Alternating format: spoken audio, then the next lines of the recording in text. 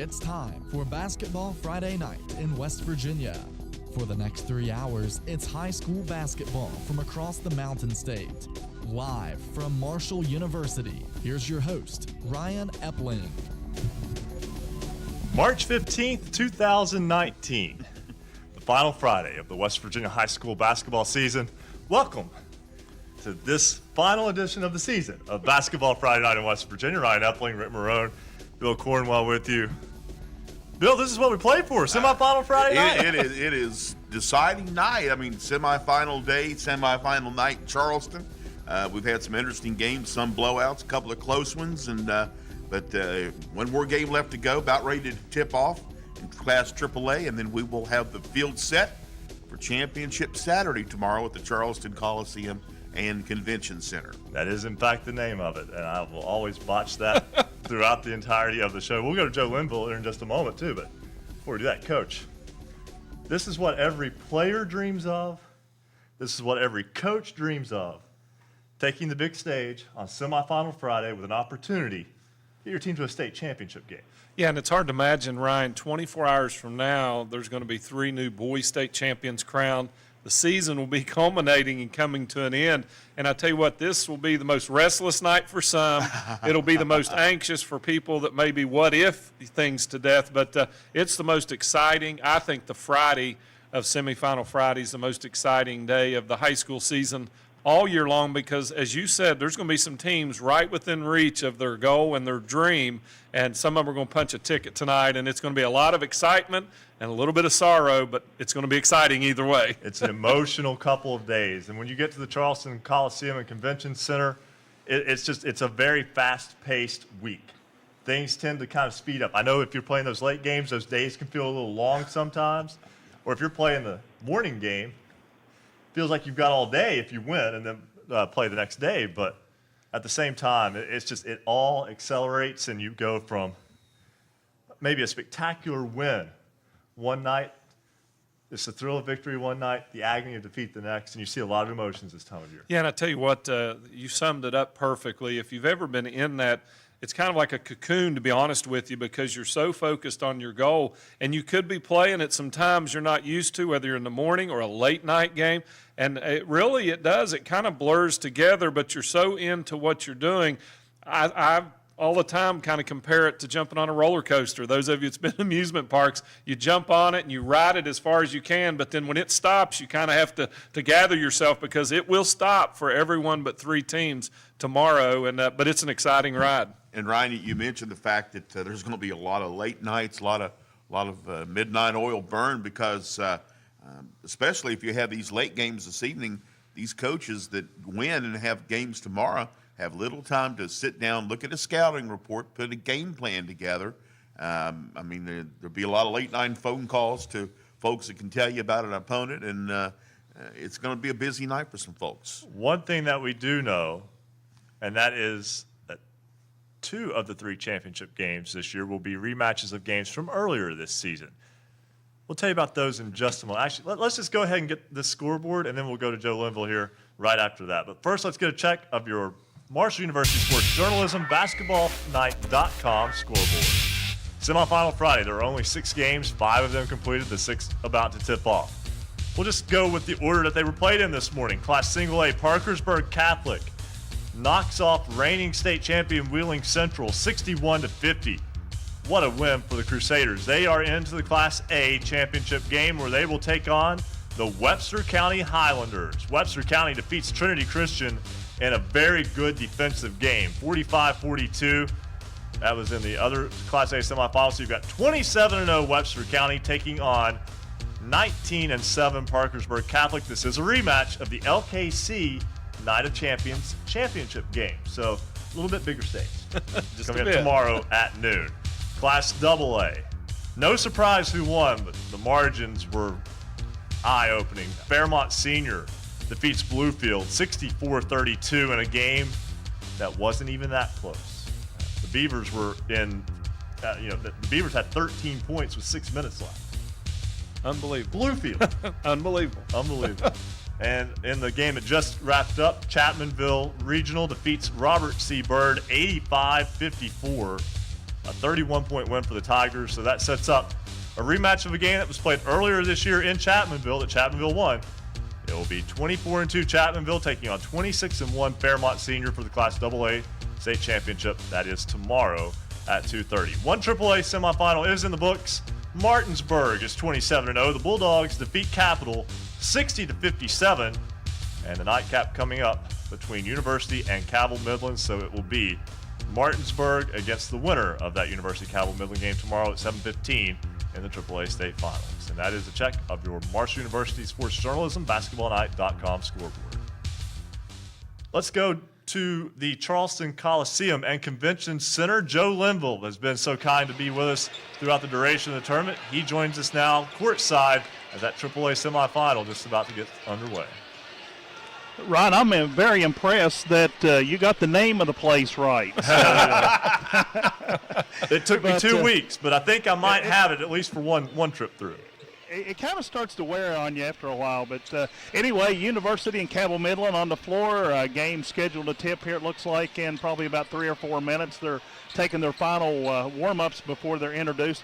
Like Bill said, we saw some good games today, and we've seen some blowouts. You know, everybody thought, the matchups on semifinal Friday would be a lot of close games. Well, it was kind of about a 50-50 break.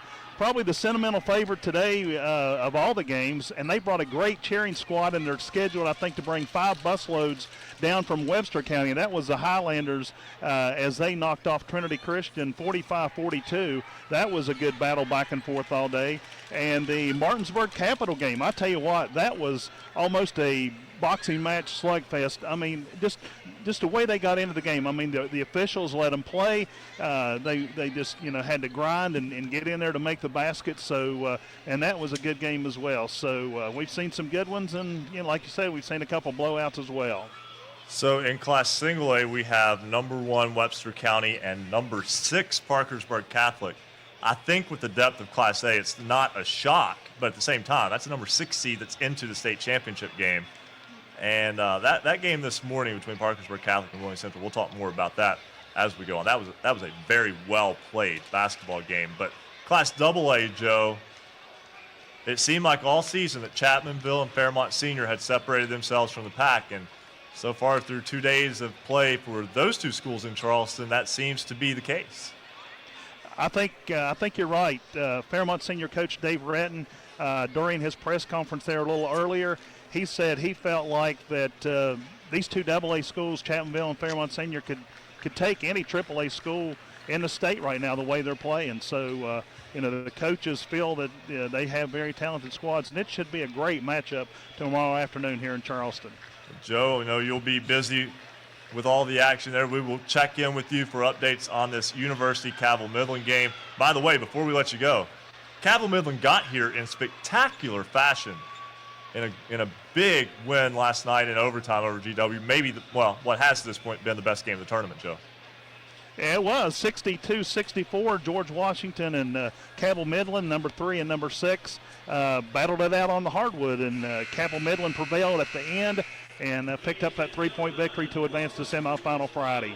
Should be a lot of fun. Joe, thanks so much. We'll be back with you a little bit later on the show. Yes, sir. All right, and Coach Morrone, you look at Parkersburg Catholic, not your typical 6 seed. Played a good schedule. They're prepared for this. But really what impressed me about them, Cade Ullman has probably had the best tournament of any individual so far in Charleston. Today, 27 points. He made 3 of 7 from three-point range, but all 3 of those were in the first quarter, 8 of 9 from the foul line. I mean, and Jeb Boyce also some big plays down the stretch. That was an impressive win for the Crusaders this morning. Yeah, it was a great win, and really them even being there, if you roll all the way back to the regional final when they beat Tug Valley, he put up over 40 in that game. So a lot of times you get to this level in tournament play, and you're playing the top teams in the state, and sometimes they're able to slow down one particular player. But, Ryan, when you look at it, he had 21 field goal attempts. He was 8 for 21. The next highest attempts was 7 of 11. You mentioned Jeb Boyce. And after that, it's 6 attempts, 3 points. I mean, there's no question who the leader is of this club, and he's still getting it done. So that's even more impressive when you're playing the caliber of teams like a Wheeling Central, and he's able to be productive and carry his team to a final. And He's facing the undefeated juggernaut that is Webster County, but I wouldn't bet against Mr. Ullman at all. And Bill, you're talking about a Parkersburg Catholic team getting that win today, and they only won their sectional against Williamstown by 1 point. Those were two really competitive teams going at it there. But this championship game really attests to the strength of that Little Kanawha Conference. When you have two solid teams, a lot of folks looked at Webster County and just the way they had played this year, and you thought, well, they got a good shot to be there in that final. I mean, this is not a shock that they're there. But then Parkersburg Catholic comes along, and a lot of folks up in the Parkersburg area just kind of happy that they got to the state tournament, but no. They have continued it and battled with two good wins in Charleston. And, again, this LKC, very strong league on the smaller school level, and the strength of it and the battles that those teams go through each week pays off with two solid contenders playing for a state title tomorrow. Well, I'll tell you what, Ryan, something that really jumps out at me is that Webster County win. If we turn the page just a bit over Trinity, Webster County is considered a high-flying, high-scoring, offense, freewheeling. I don't think their defense gets enough credit, but we got a chance to watch them in their first-round game when we were at the Civic Center Coliseum Convention Center. Yes. And their defense, they run an extended 2-3 zone. They mix it up a little bit, but they're really adept. They're in passing lines or disrupting your offense. They won a defensive struggle today over Trinity Christian, a good Trinity Christian team. I think it shows the versatility of this Highlander team, and it's going to be interesting because Park Catholic is very efficient, and Webster County is showing that they too can play different styles. Good teams look good when they win. Great teams can have a struggle and still find a way to win. Yeah. And I'll tell you, someone who knows all about trying to win big games is Bob Bolin. He has been so kind in terms of broadcasting for NFHS throughout the course of the tournament, and also he does broadcast on ESPN Plus for Marshall University. Former coach at Mountain State University. He joins us now on the program. Coach, welcome to Basketball Friday Night in West Virginia. Oh, we just lost. Let me check here. Let's try this one more time. All right, Coach Bolin, can you hear us? Yes, I had to step outside here at the Civic Center. I had bad reception. How are you? Hey, we're doing great. And the Civic Center is where service goes to die when it comes to cell phones. But nonetheless, hey, Coach, I know you've had a chance to broadcast at least the early session. I've enjoyed the broadcast, not only of the high school games, but your work with Marshall as well. But I want to talk about, just from your perspective as a coach, getting to see these high school teams play. I know you're familiar with several of them. What has really stood out to you so far in the games that you've seen? Wow, that's a broad question. The kid for Parkersburg Catholic, Ullman, I thought that he has an intensity level that I thought's been above most of the other players. He's been able to carry his team to the championship. And, boy, you hit me with these questions. I'm standing outside on the sidewalk, and I've done 9 games in the last 3 days, so names are not great with me. Is it Boyce? What's the other guard's name? Yes, Jeb Boyce. Say it again? Jeb Boyce. Oh, I thought he's been phenomenal. And number 5, the football player that rebounds, has been in there tough. So I thought Parkersburg Catholic has really been a surprise. And they've been able to show some things in that single-A division and beating Wheeling Central that I know they weren't predicted to beat. And I just thought they showed a lot of intensity in that win. And also, sticking with Class Single-A, the game we just talked about there a moment ago, Webster County undefeated at 27-0, defeats Trinity Christian 45-42. That was a defensive struggle. I thought both teams really played good defense. I thought that the offensive struggles were a result of the defense that was played. I agree with you 100%. And, I didn't watch that much high school basketball this year until the end. And when I knew I was going to be doing the state tournament, I watched a broadcast of Webster County against Greater Beckley. And, man, I just thought Webster County has some tough kids that can play. And, I know they're used to scoring 90 points a game, 80 points a game, and they didn't score like that. But they were able to come away with the win. But when you're undefeated, that noose keeps getting tighter around your neck, and I don't know why. I wish I could explain it, but it just does. And, I thought they felt a little bit of that today, but they were able to pull out the win, and that should be a great single-A matchup tomorrow. I know you also had the Fairmont Senior Bluefield game earlier today. Fairmont Senior gets the win of that one, 64-32. Fairmont very impressive, and quite frankly, Bluefield couldn't score. Wow, they couldn't get a shot off. That amazed me. Fairmont on the defensive end was phenomenal.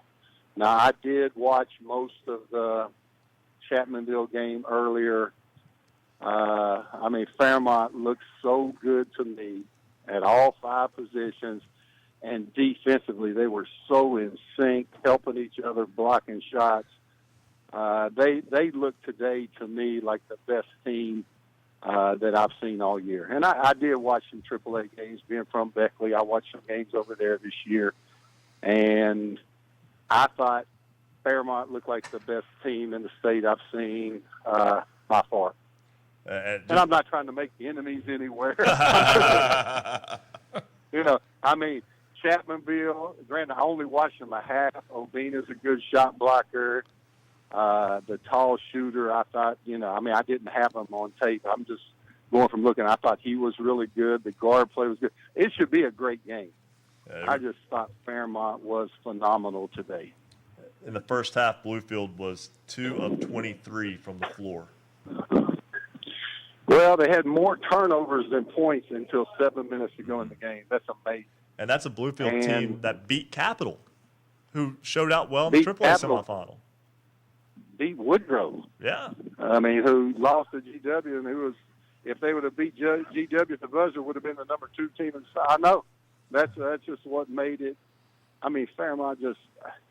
I thought on the defensive end, even up 30, they were relentless. And I thought they really played well. I'm sure there's a little revenge factor from last year, in the back of their mind.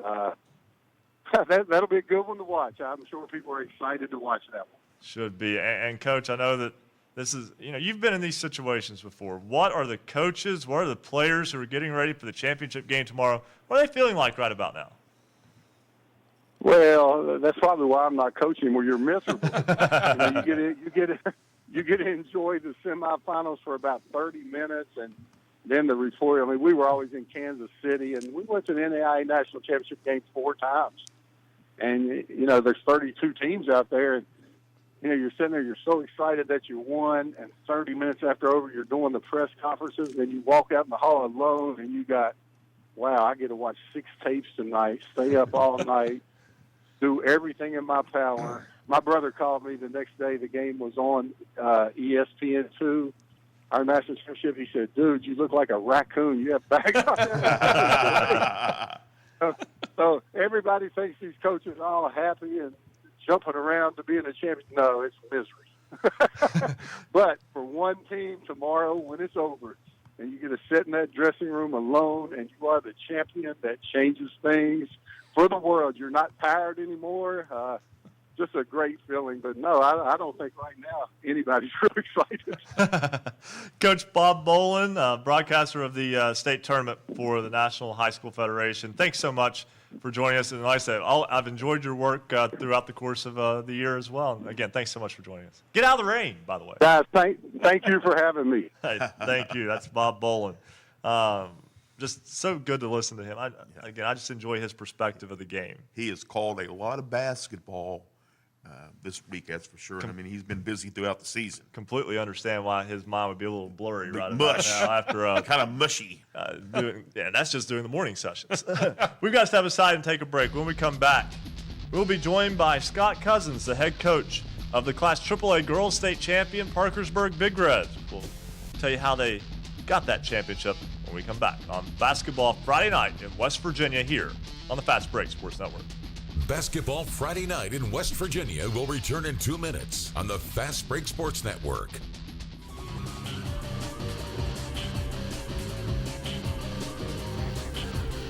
If you love basketball, there's only one place to be on Friday nights after the game. It's Basketball Friday Night in West Virginia. Careers in sports journalism are growing with the expansion of cable networks, the rise of sports-centered online platforms, and ever-popular local coverage. Get in the game. Your passion, curiosity, charisma, and a Marshall University sports journalism degree will equip you with the combination for success. You'll be the eyes, ears, and life of the game, and you'll learn the art of sports storytelling while covering the Thundering Herd on our Huntington campus. Go behind players' stats and game scores. Learn to report compelling stories. Become proficient in breaking news across multiple media platforms. Find out how sports and media impact our society. Marshall University's W. Page Pitt School of Journalism and Mass Communications is ready and eager to help you start your sports journalism career. Learn more at marshall.edu/SOJMC. Welcome to Basketball Friday Night in West Virginia. Make sure you join us online. Vote in our final poll. You got till 11:45 tonight, and then, of course, we'll share those final results with you. Last week, the question was, is 9:30 a.m. too early for state tournament games? Well, 66% of you said yes. Our final question: should the state championship games be played all in one session instead of split into two sections? So give us a yes, all in one session, no, split into two sessions. Go to basketballnight.com, vote in this week's poll. You'll see the poll on the right-hand side of the page. Again, you got till 11:45. Shout out to some of our newest Twitter followers at @Hoops_Roundup, Zach, Allison, Jackie Williams, and Shirley Hildebrand. Join us on Twitter @Hoops_Roundup, @Hoops_Roundup. This is Basketball Friday Night in West Virginia.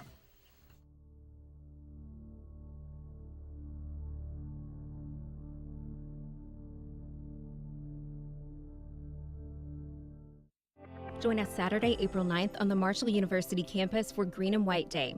Our open house will introduce you to all things Marshall. You'll be able to visit with administration and staff from admissions, financial aid, and housing. Plus, you'll meet with faculty who can help you explore the many academic programs Marshall has to offer. Home to over 100 degree programs, Marshall University offers a diverse education full of many exciting opportunities. To register for Green and White Day, call 1-877-GO-HERD1.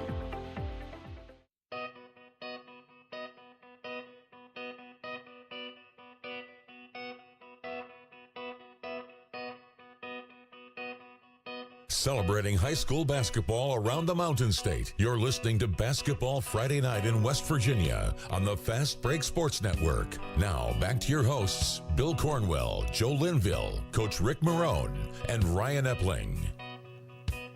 Joe Linville is with us at the Charleston Coliseum and Convention Center. We'll check back with him throughout the course of the night to get updates on that AAA semifinal game between University and Cabell Midland. But before we do that, I want to quickly go through what happened last week. We took you right up to the girls' state championship games, set the stage for them last Friday. They happened Saturday. St. Joe defeated Parkersburg Catholic to win the girls' single-A state title. Paige Shy hit 8 3-pointers. That was a record for the state tournament in that win. Fairmont Senior beat Wyoming East to win the Class AA state title. Came back from an early 14-point deficit to win that one going away.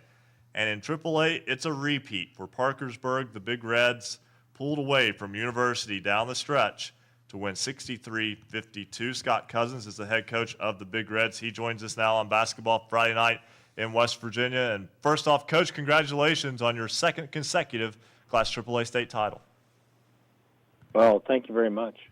Great ball game. University was able to hang right with you guys for the better part of into the fourth quarter, but a 20-10 run, was that a little bit of experience maybe helping your guys down the stretch? I think so, and maybe a little bit of fatigue on their part. You know, we were in their shoes last year, having to play that late game and turn around less than 24 hours and play again. So, you know, they made some mistakes they weren't making early in the game, and it was probably a little bit of fatigue factor. Shea Kirby becomes the all-time leading scorer for the program. Maddie Mace, 10 points, 8 rebounds. Those are the names that I think everybody who follows AAA high school girls basketball know. The one that, and I mean, we'll talk about this more in a moment, but Bree Wilson, 27 points, 10 of 15 shooting, 6 of 10 from three-point range. And if you watch the game, she was shooting it from literally all over the state of West Virginia logo. Yeah, she worked real hard on that ACL tear, and when she had downtime, there's a lot of form shooting and stuff. And when she came back just so much stronger. And in practice, her and Shay have a little bit of a go at it. See, I think she can shoot it the farthest out, but they shoot it pretty deep with minimal effort. So it's something we'd seen all along. I know a couple of teams she got hot against, and coaches got it right up front view like a University did with Bree. Bree hit like 5 threes against Huntington, or first or second game back. I forget what it was. Kind of in the same area. So a lot of people might not have known about it, but we certainly do and know her range, and we're excited to have her back for her senior season. And yeah, what a ball game that was. What a season as well. 26-1 for your program. And I do want to mention, though, before we talk about the season as a whole and where your program stands, because I think you've done a fantastic job of building not just a team through one group, but a program. But Bree Wilson didn't make the all-tournament team. That's one of the more bizarre omissions I think I've ever heard. Yeah, it kind of caught everybody by surprise. You know, I thought she had outstanding game every game of the tournament. Our point guard, Maddie Leggett, played 75 minutes and only had 3 turnovers. So there's somebody else you could have had on there. So it's tough, but I think, you know, we know she deserved it. She knows, but, you know, the important thing is that she's going to get another ring and get to hang another banner and talk about stuff for a long time at Parkersburg, being part of something special. Our team's not built around individual stuff. They're not. It was never important to them. We talked about, you know, if we're good and we do things the right way, those things will kind of fall in line. And just as much as Bree used not being able to play in the final game last year as motivation, I think this will motivate her a little bit in the off season and next year's season with the snub. And I think people, you know, sometimes you don't want to poke the bear. So I look forward to what she brings to the floor next year to let everybody understand it wasn't a one-time thing. You know, she's been consistent for us all along, last year and this year. Hey, Coach Morrone here. Congratulations. Question maybe you could share with folks, maybe a little bit of difference as you look back and take perspective. Last year's run to a title and then being a defending champion and kind of people obviously coming after you, but you guys were able to overcome that. Was there any differences as you look at it from winning the title last year and then defending the title, which is very difficult in itself? Yeah, there's a big difference for me. I was talking with a lot of people after the game. The first year, it was just unbelievable joy, you know, excitement. You know, we had a great semifinal game, a great final game, and a long time since it'd been there. And to get that 7th one for them. This year, we had such a great season, and we wanted to finish it off. After that final buzzer went off, it was just great relief. It really was. We had such a great season, and if we didn't finish it, then it'd kind of be tarnished. So I wanted it really bad for the kids. They worked hard all year. You know, we were the hunted. We accepted it. We liked that target on our back. We want everybody's best shot. And you know, we were 22-0 against AAA teams in the state of West Virginia with an average margin of victory of just over 34 points a game. So, you know, when they look back, when they get to be my age, they'll be able to brag a little bit about that. And Coach, again, that is just a tribute to what you have done with that program. It takes the kids, but it also takes the coaches. It takes everybody pulling in the same direction to have the success that you've had in the last couple of seasons with state championships and just as a whole over the years as well. Coach, congratulations on your 2nd consecutive AAA state title. Well, thank you very much. That's Coach Scott Cousins of the Parkersburg Big Reds. Their girls win the AAA state title. We've got to step aside, take a break. When we come back, we will toss it back to Joe Linville. He's got a guest with him courtside. We will have a big game tomorrow afternoon, part 3, the trilogy of Chapmanville and Fairmont Senior. Is that called a tease? That is. That and much more when Basketball Friday Night in West Virginia continues here on the Fast Break Sports Network. Basketball Friday Night in West Virginia will return in 2 minutes on the Fast Break Sports Network.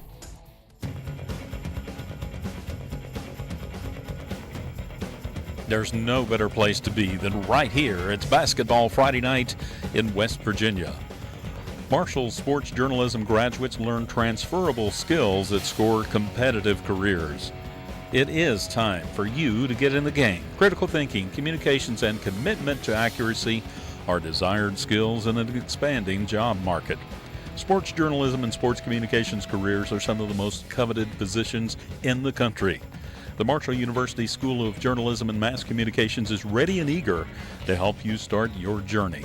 Learn more at marshall.edu/SOJMC. Welcome to the final edition of Basketball Friday Night in West Virginia. Thanks for being here. We appreciate all of the texts, tweets, scores, and pictures. If you're looking at the pictures right now, you can send us pics. We'll get them in tonight as best we can. And thank you for being part of the Basketball Friday Night in West Virginia family. Also, we want to send a congratulations out to our standout athletes of the week. That includes R.J. Klein, Jesse Muncie, Anna Hamilton, Jordan Kish, Madison Blankenship, Marley Washenitz, Taylor Dunford, Tyler Gray, Ethan Travis, Levi Carrico, Reagan Sharp, Hunter Adkins. And tonight, one final standout athlete of the week will come from the Magnolia Blue Eagles. What they all have in common is they were selected by Basketball Friday Night in West Virginia as the standout athlete of the week. Remarkable, outstanding, and nominated by you. Each week, we've selected a standout athlete of the week. We considered the nominees based on leadership, performance on the court, academic performance, and involvement in the community and volunteer work. Thanks so much. And congratulations to all our standout athletes of the week.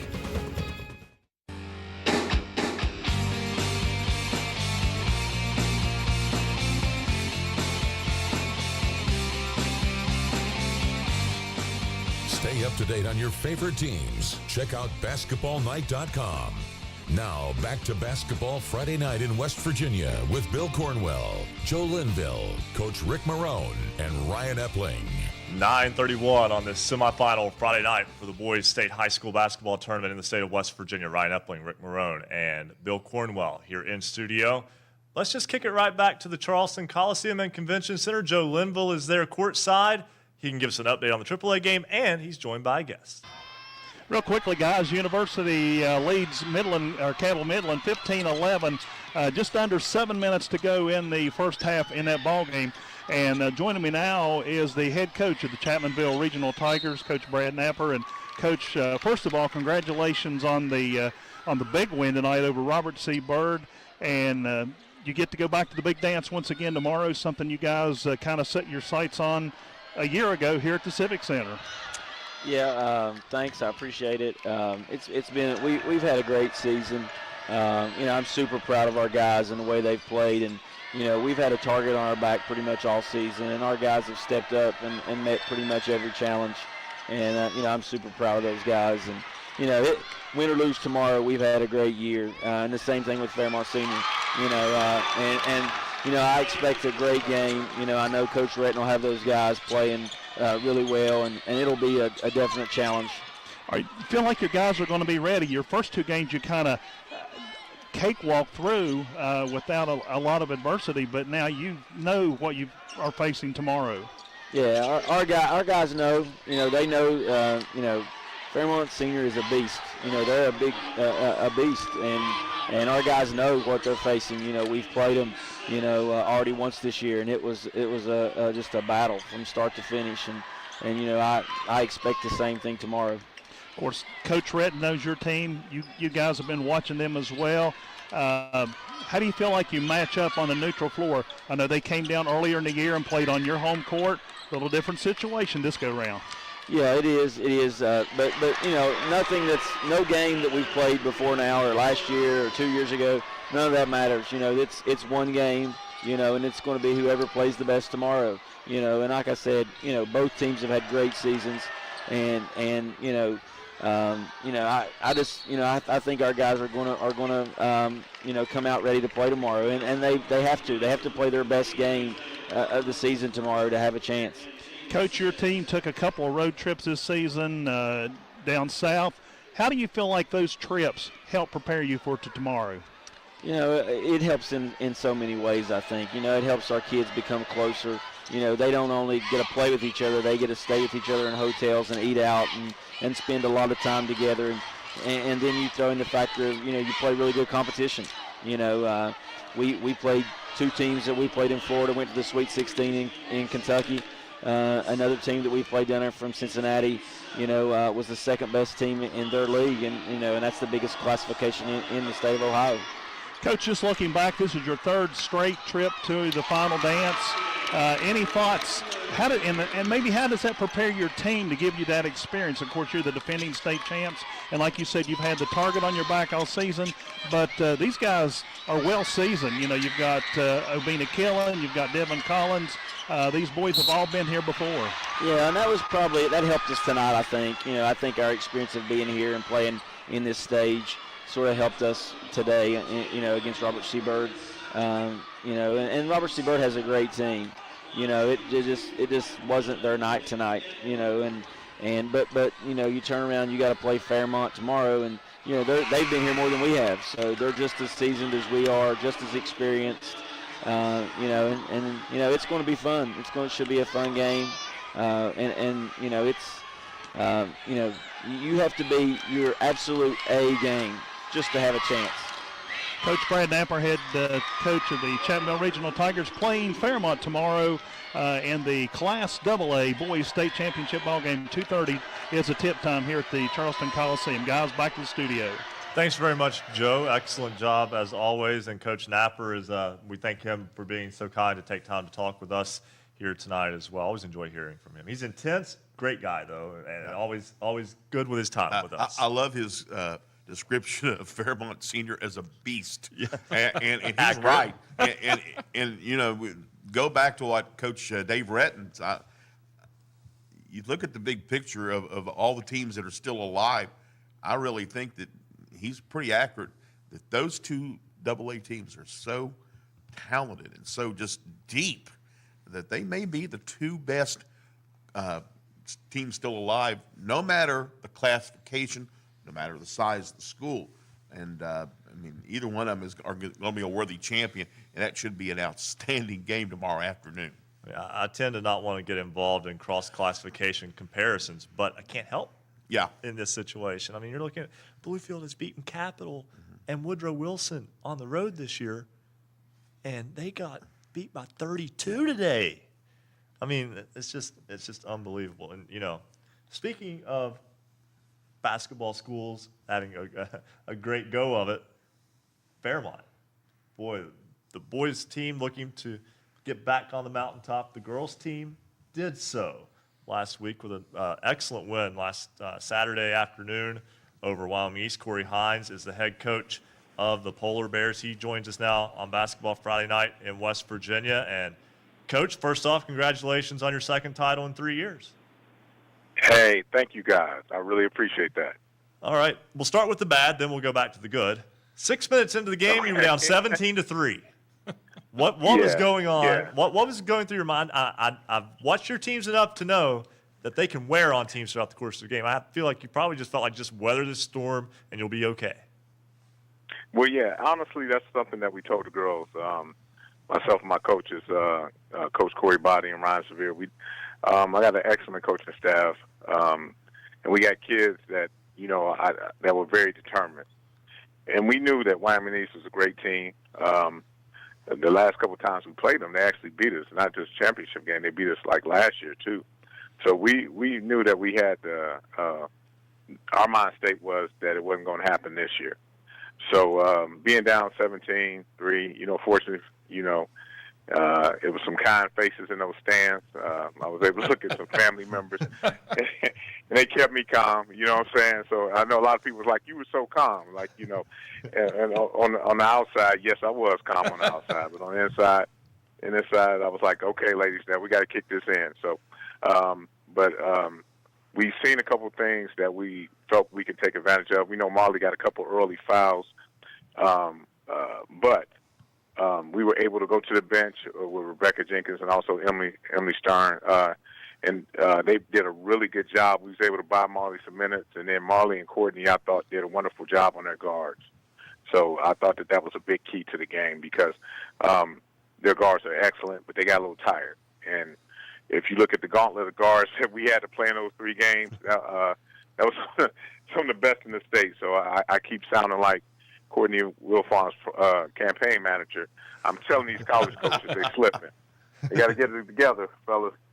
Got to get together. So that was just that was a fun game to watch because, like you said, I mean, Wyoming East came out hot, 3-pointers from a couple of threes from Jazz Blankenship, Katie Daniels, Skylar Davidson hit threes. It just kind of felt like a Wyoming East team that had been in a little bit of an offensive funk with shooting the ball well early on. But again, you were able to wear them down. And you had a senior-laden team, but in many ways it was the freshman Marley Washington that kind of brought it all together.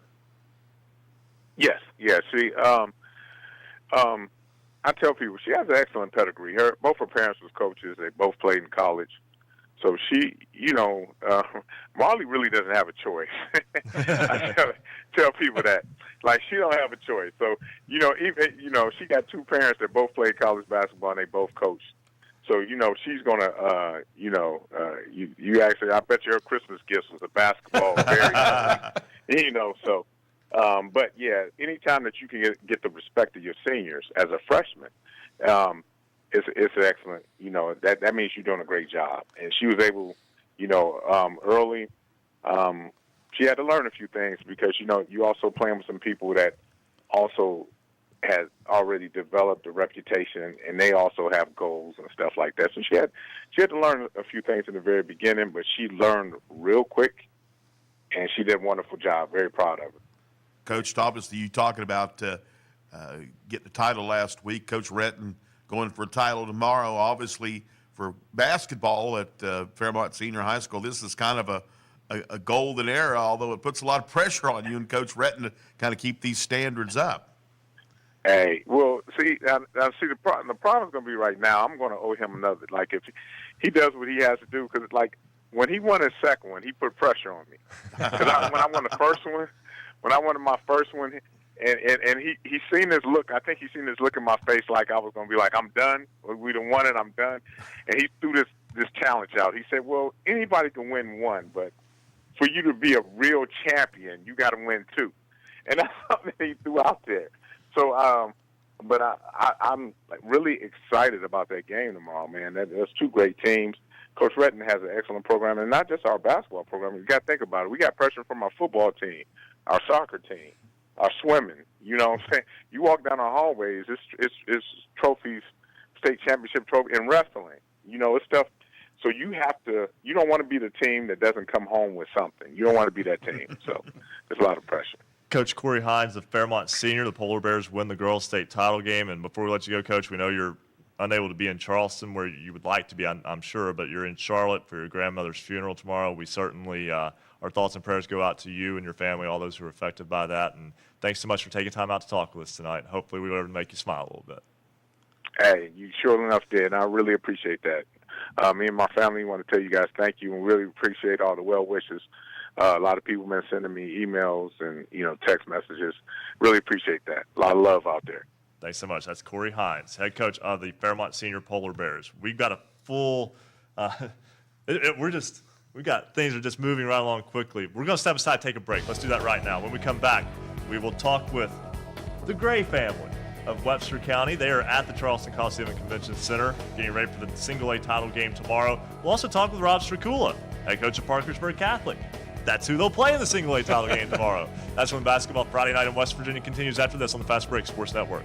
Basketball Friday Night in West Virginia will return in 2 minutes on the Fast Break Sports Network.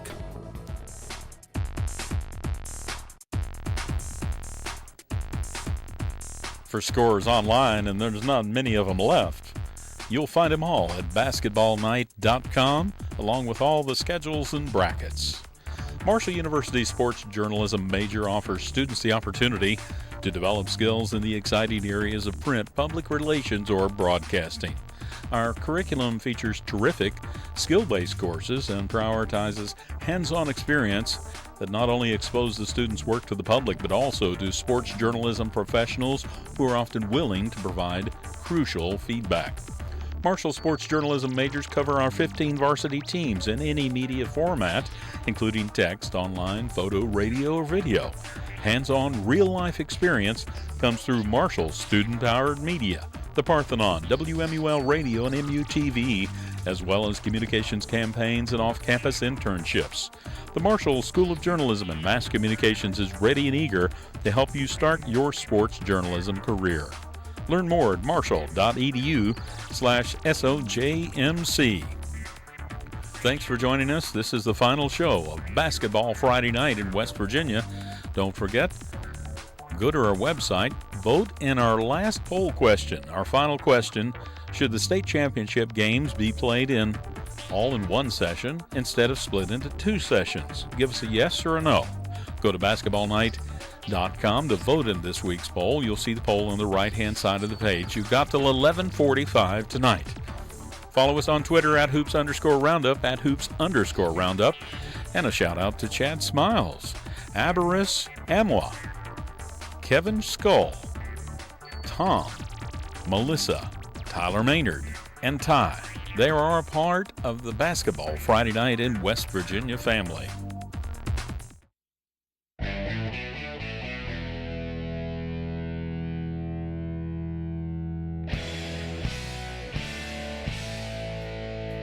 This is high school basketball's home for the Mountain State. Basketball Friday Night in West Virginia on the Fast Break Sports Network. Now, back to your hosts, Bill Cornwell, Joe Linville, Coach Ric Morrone, and Ryan Epling.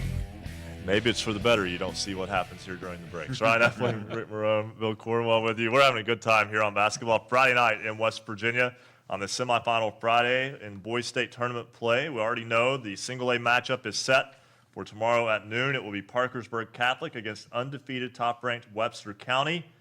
And joining us now from the Charleston Coliseum and Convention Center, head coach Michael Gray, senior Tyler Gray of the Highlanders. They are into the title game. And first off, Coach Gray, a difficult game this morning against a very good Trinity team. Not the offensive output you're used to, but your defense got it done. It's not about winning pretty, it's just about winning this time of year, right? Yeah, our offense has struggled today, but we didn't shoot the ball very well. But like I said all year, we rely on our defense, and it was still pretty good today. 45-42, the final in that game, and you outscored Trinity Christian in the second half, 23-15, to get that comeback win. Tell me about taking that team. Taking this Webster County ball club to the state championship game against a familiar opponent now in Parkersburg Catholic. Yeah, we played them in the LKC championship, so we're familiar with Parkersburg Catholic, and Coach Skula does a really great job with that group. And the Almankins, he seems like he's shooting the ball really well right now. So, yeah, we'll have our hands full. But I think we've played them before, and we know a lot about them, and I think our kids are ready for this. Yeah, we've been working hard, and I think everybody's still waiting for us to lose a game. But every time I look at these kids, I'm thinking, I don't think they got it in them. I think they're ready to take this thing clear to the end tomorrow. And Tyler, 2 days ago in the semifinals against St. Mary's, 20 points. Today, shots weren't falling, just 1 of 7 from the floor, but 3 assists and your teammates stepping up as well. That's got to take a little bit of pressure off you to know they can come through also. Yeah, tonight wasn't really a good shooting night for me, but my teammates and the big guys stepped up for sure, and we outboarded Daniel Woods, and we just St. Mary's I was on, and then Trinity this morning just wasn't the best, but I just put all that on my defense and just gave my guys ball. So. What was it like for you to play in front of, in that environment today, knowing that, Webster County, this is uncharted territory for your school and community? It's a way bigger environment down here for sure, but when you got your whole entire county falling behind you, it's just like you're playing back at home.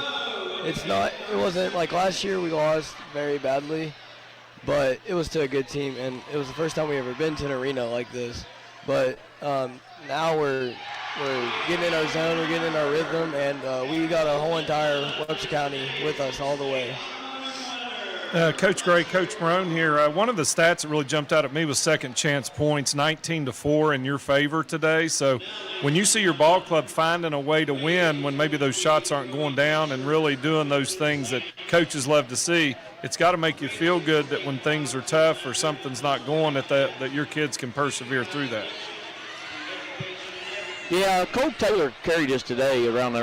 I've said all year that kid around the rim is just phenomenal. But his second chance points today and what he did around the rim was great for this team. He was a big leader for this team today. Drew Holcomb, he played a really good game today. And I always say, sometimes when this team's not shooting the ball very well, or we always have somebody to pick us up and lead us, because any night we could have a leading scorer on this team. It's just not one kid. It's it's a lot of times that's hard for other teams to defend us, because we're just we got all these kids on this team, and they share the ball really well, and they play great together, and you just don't know which night that kid's going to be. And today it was Cole Taylor. He kind of carried us today. 7 seniors on this Webster County team. One of them beside of you, Coach, and tomorrow we'll play together for a state championship. It'll also be the last time they play together. There's a lot of emotions this time of year, right? Yeah, we've Tyler and I have been going at it for a long time. Saturdays, Sundays, workouts, late nights, and I told them kids the other day, our last practice, we went to the rec center between games and had a good practice, and tomorrow with this senior group and with Tyler, it's going to be our last time together. So we're going to try to absorb all this tonight, get a good rest, and come out here and play hard tomorrow, and see if we can take a championship home to Webster County is what we want to do. So yeah, it's going to be emotional, win or lose. But we'll get through it, and we'll still get on the court and work. I mean, after this is all over, we're hoping other things will happen. Coach Michael Gray, senior Tyler Gray of Webster County. The Highlanders will go for an undefeated season tomorrow at noon in the Class Single A State Championship game against Parkersburg Catholic. Coach and player, thanks so much for joining us tonight. Thank you for having us. All right, and what an exciting time it is for that. Just for that entire family.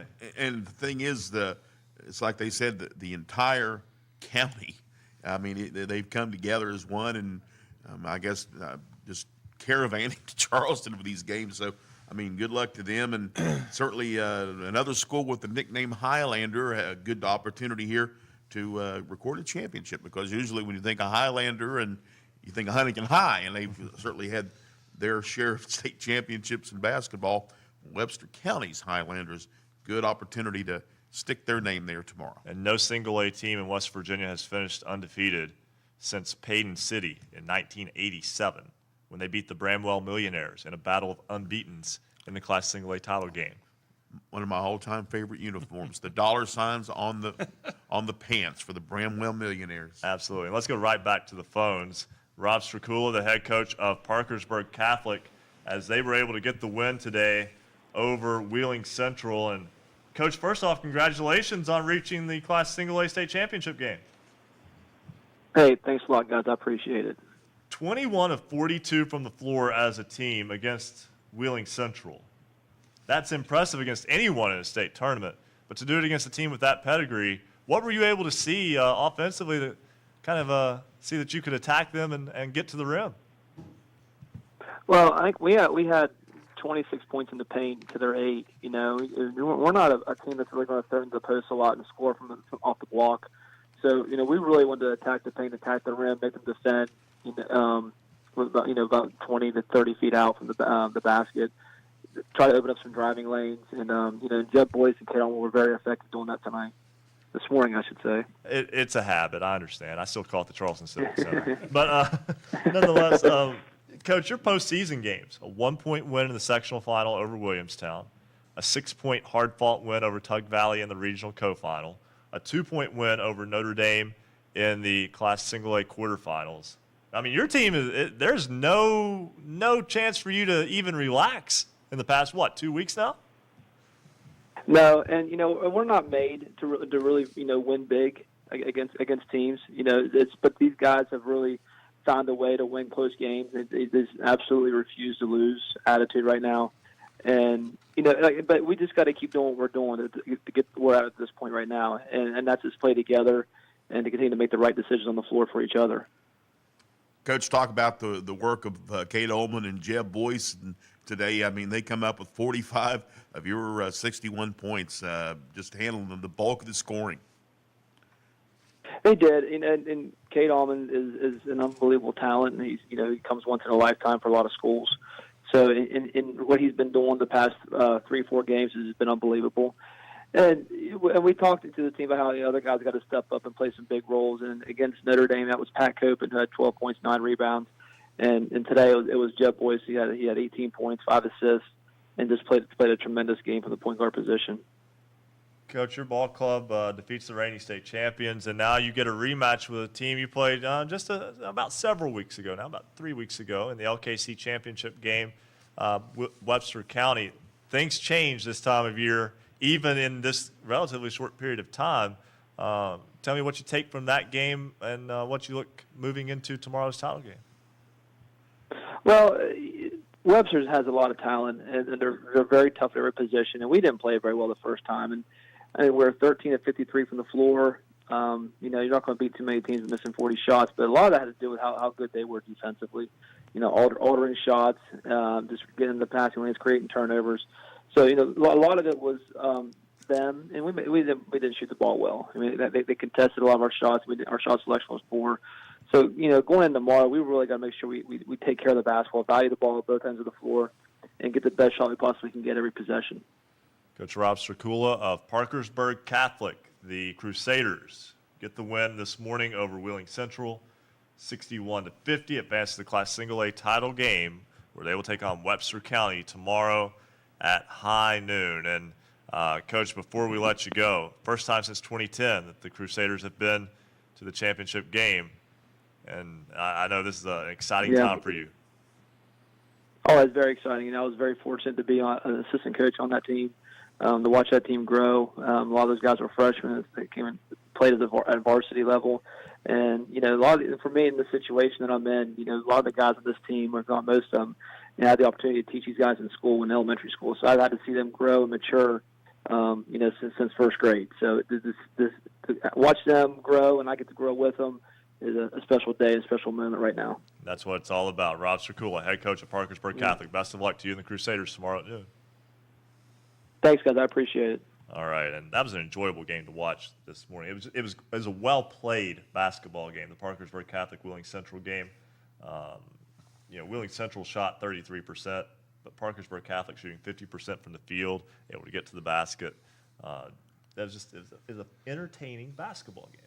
Yeah, and I tell you, Park Catholic's defense very effective. They held Central to 33% shooting, and they only committed 9 personal fouls for the game. And that means you're moving your feet, your position's good, playing good, solid defense. And they will take on Webster County. That should be an excellent Class Single A title game tomorrow. There won't be a business open in all of Webster County tomorrow. Watch out. Good time to rob a bank in Webster County. Last one out.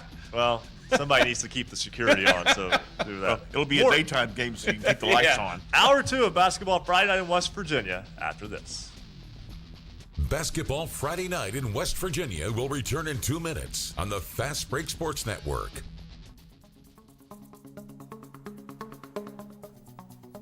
If you love basketball, then there's only one place to be on Friday nights after the game. Basketball Friday Night in West Virginia. Special thanks tonight to all of our affiliates, including 97.1 FM, 1360 AM, WHJC in Matewan. We're also on 105 KQV, WKQV Cowan, 105.5 FM, heard in Braxton County on 106.9 FM, 103.7 Jack FM, WQWE in Fisher, the Valley's Watchdog, 1600 AM, WKKX Wheeling, 1370 AM, WVLY Moundsville.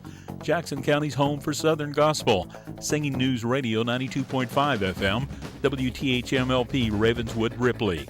Knights Radio 91.5 FM, WRSG in Middleburn. Talk Radio, WRNR Martinsburg 740 AM, 106.5 FM. Classic Hits 106 WHFI Linside 106.7 FM. 95 The Sports Fox, WBES Charleston 950 AM. The Voice of the Coalfields, 101.9 FM and 1290 AM, WVOW in Logan. Light Rock 93R, WRRR St. Mary's, 93.9 FM. The Ticket, 102.3 FM, WMTD in Hinton. The greatest oldies of all time, 98.5 FM and 101.5 FM, WQAZ LP Edmond Beckley. Tune for you Yap Radio, 101.7 FM WYAPLP Clay, 104.5 FM WASPLP Huntington, 101.1 FM WVWPLP Wayne, 90.7 FM WFGH Fort Gay, and Marshall University's flagship station, The Cutting Edge, 88.1 FM WMUL in Huntington. Welcome to Basketball Friday Night in West Virginia.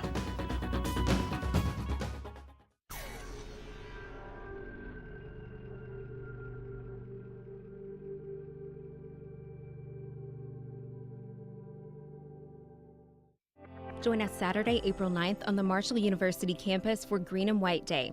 Our open house will introduce you to all things Marshall. You'll be able to visit with administration and staff from admissions, financial aid, and housing. Plus, you'll meet with faculty who can help you explore the many academic programs Marshall has to offer. Home to over 100 degree programs, Marshall University offers a diverse education full of many exciting opportunities.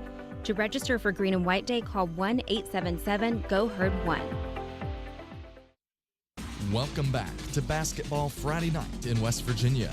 To join tonight's program, call 855-78-HOOPS. That's 855-784-6677. Follow us on Twitter @hoops_roundup for all the scores all the time. And visit basketballnight.com for a comprehensive look at schedules and standings for every team in the state. Stay tuned. Another hour of Basketball Friday Night in West Virginia begins right now. Welcome back to Basketball Friday Night in West Virginia, the fastest 3 hours in radio. As we celebrate high school basketball throughout the Mountain State on this semifinal Friday from the Boys State Tournament in Charleston. We are in our comfortable studios in Huntington. Ryan Epling, Ric Morrone, Bill Cornwell with you here in studio. Joe Linville is at the Charleston Coliseum and Convention Center. We'll check in with him in just a moment. Real quick, though, we do want to go ahead and give you the updates throughout the day, and we'll have a guest joining us from Charleston in just a moment as well. There's your tease. That is a tease. But first, it's time for a check of the Marshall University Sports Journalism BasketballNight.com scoreboard. Looking for scores, look no more. I surprised them. Got them. Looking for scores, look no more. Visit BasketballNight.com. You know, when there are only 6 games, I take care of the scoreboard. All the heavy lifting you take care of. Right. All year long. All year long, Joe have been grinding and lifting. And I'm a distributor through the season, but when it's championship winning time, you and Reggie Miller. Winning time, that's right. State tournament semifinals from today. Final scores: Parkersburg Catholic defeated Wheeling Central 61-50. It was Webster County defeating Trinity Christian 45-42. So it will be Webster County and Parkersburg Catholic tomorrow, noon, from the Charleston Coliseum and Convention Center. Class AA, Fairmont Senior defeats Bluefield 64-32. Also, it was Chapmanville defeating Robert C. Byrd 85-54. So at 2:30 tomorrow, the Class AA state title game for the third straight year, it will be Fairmont Senior taking on Chapmanville. Should be a fantastic ball game. AAA, Martinsburg is undefeated and into the Class AAA title game. They beat Capital 60-57. Excellent basketball game there earlier this evening in Charleston. Kerryon Martin, 23 points in the loss for Capital in that ball game. University and Cabell Midland are playing right now at the Charleston Coliseum and Convention Center. University leads Cabell Midland 36-18. At the half. That is a check of your Marshall University Sports Journalism, BasketballNight.com scoreboard. Now we will, we'll go to the phone in just a minute. I don't want to make our guest on the phone wait, but also we got a guest inside the Charleston Coliseum and Convention Center who was so kind to sit here with us through the entire program last week in the seat currently occupied by Ric Morrone, and I don't think I asked him a single question the entire show. All 3 hours. Our resident referee, Bo Anderson, is with Joe Linville at the Charleston Coliseum and Convention Center. Bo, welcome to the program. Hey, guys, just a quick update. 4:53 to go in the third, and Cabell Midland's kind of made a little run here to get back within 10, so they trail 39-29, about 4.5 minutes to go in the game, or in the third quarter. There you go. So now that we've got our resident referee joining us, do we get his intro music? He's got the ambient crowd noise behind him. Yes. Bo, they're not. There we go. There we go. There. Now we've got Bo in. I asked him how he liked sitting in my seat last week, and he said he loved it, but he really just didn't get to talk a whole lot. I felt privileged just to be there. I was just happy to be there, you know. What I like. Rick has filled big shoes tonight. I'll let him know. I can only dream. Okay, something we have to talk about. 2 times in this state tournament, we've talked about this before over the years, but it seems to be biting us again. They aren't getting the names into the scorebook properly. We've had 2 technical fouls called in the tournament. Bo, from the official side of things, what's happening, what needs to happen to avoid that? Well, obviously, the coaches need to check their books. They need to make sure that their scorebooks and the official book, because they're not the official book in the state tournament. The official book is provided by the state tournament. But they need to check those numbers and those names and make sure they're correct so those things don't happen. People copying from rosters and stuff, and then you end up having a switch in a number or change, or a lot of times some of their jerseys, home and away, are a different number, and they need to check those numbers themselves.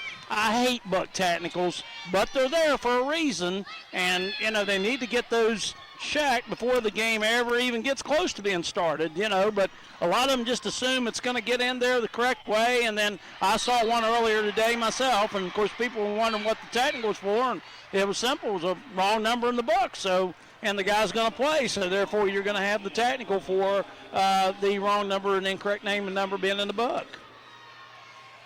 Oh, Coach Morrone here.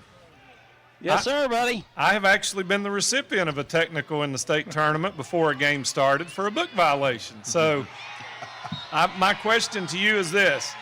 If you look throughout the regular season, I would venture to say, if you're honest about it over the course of your career, I can tell you in all the years I've coached, I have rarely, if ever, seen a technical prior to the start of a game for a book violation.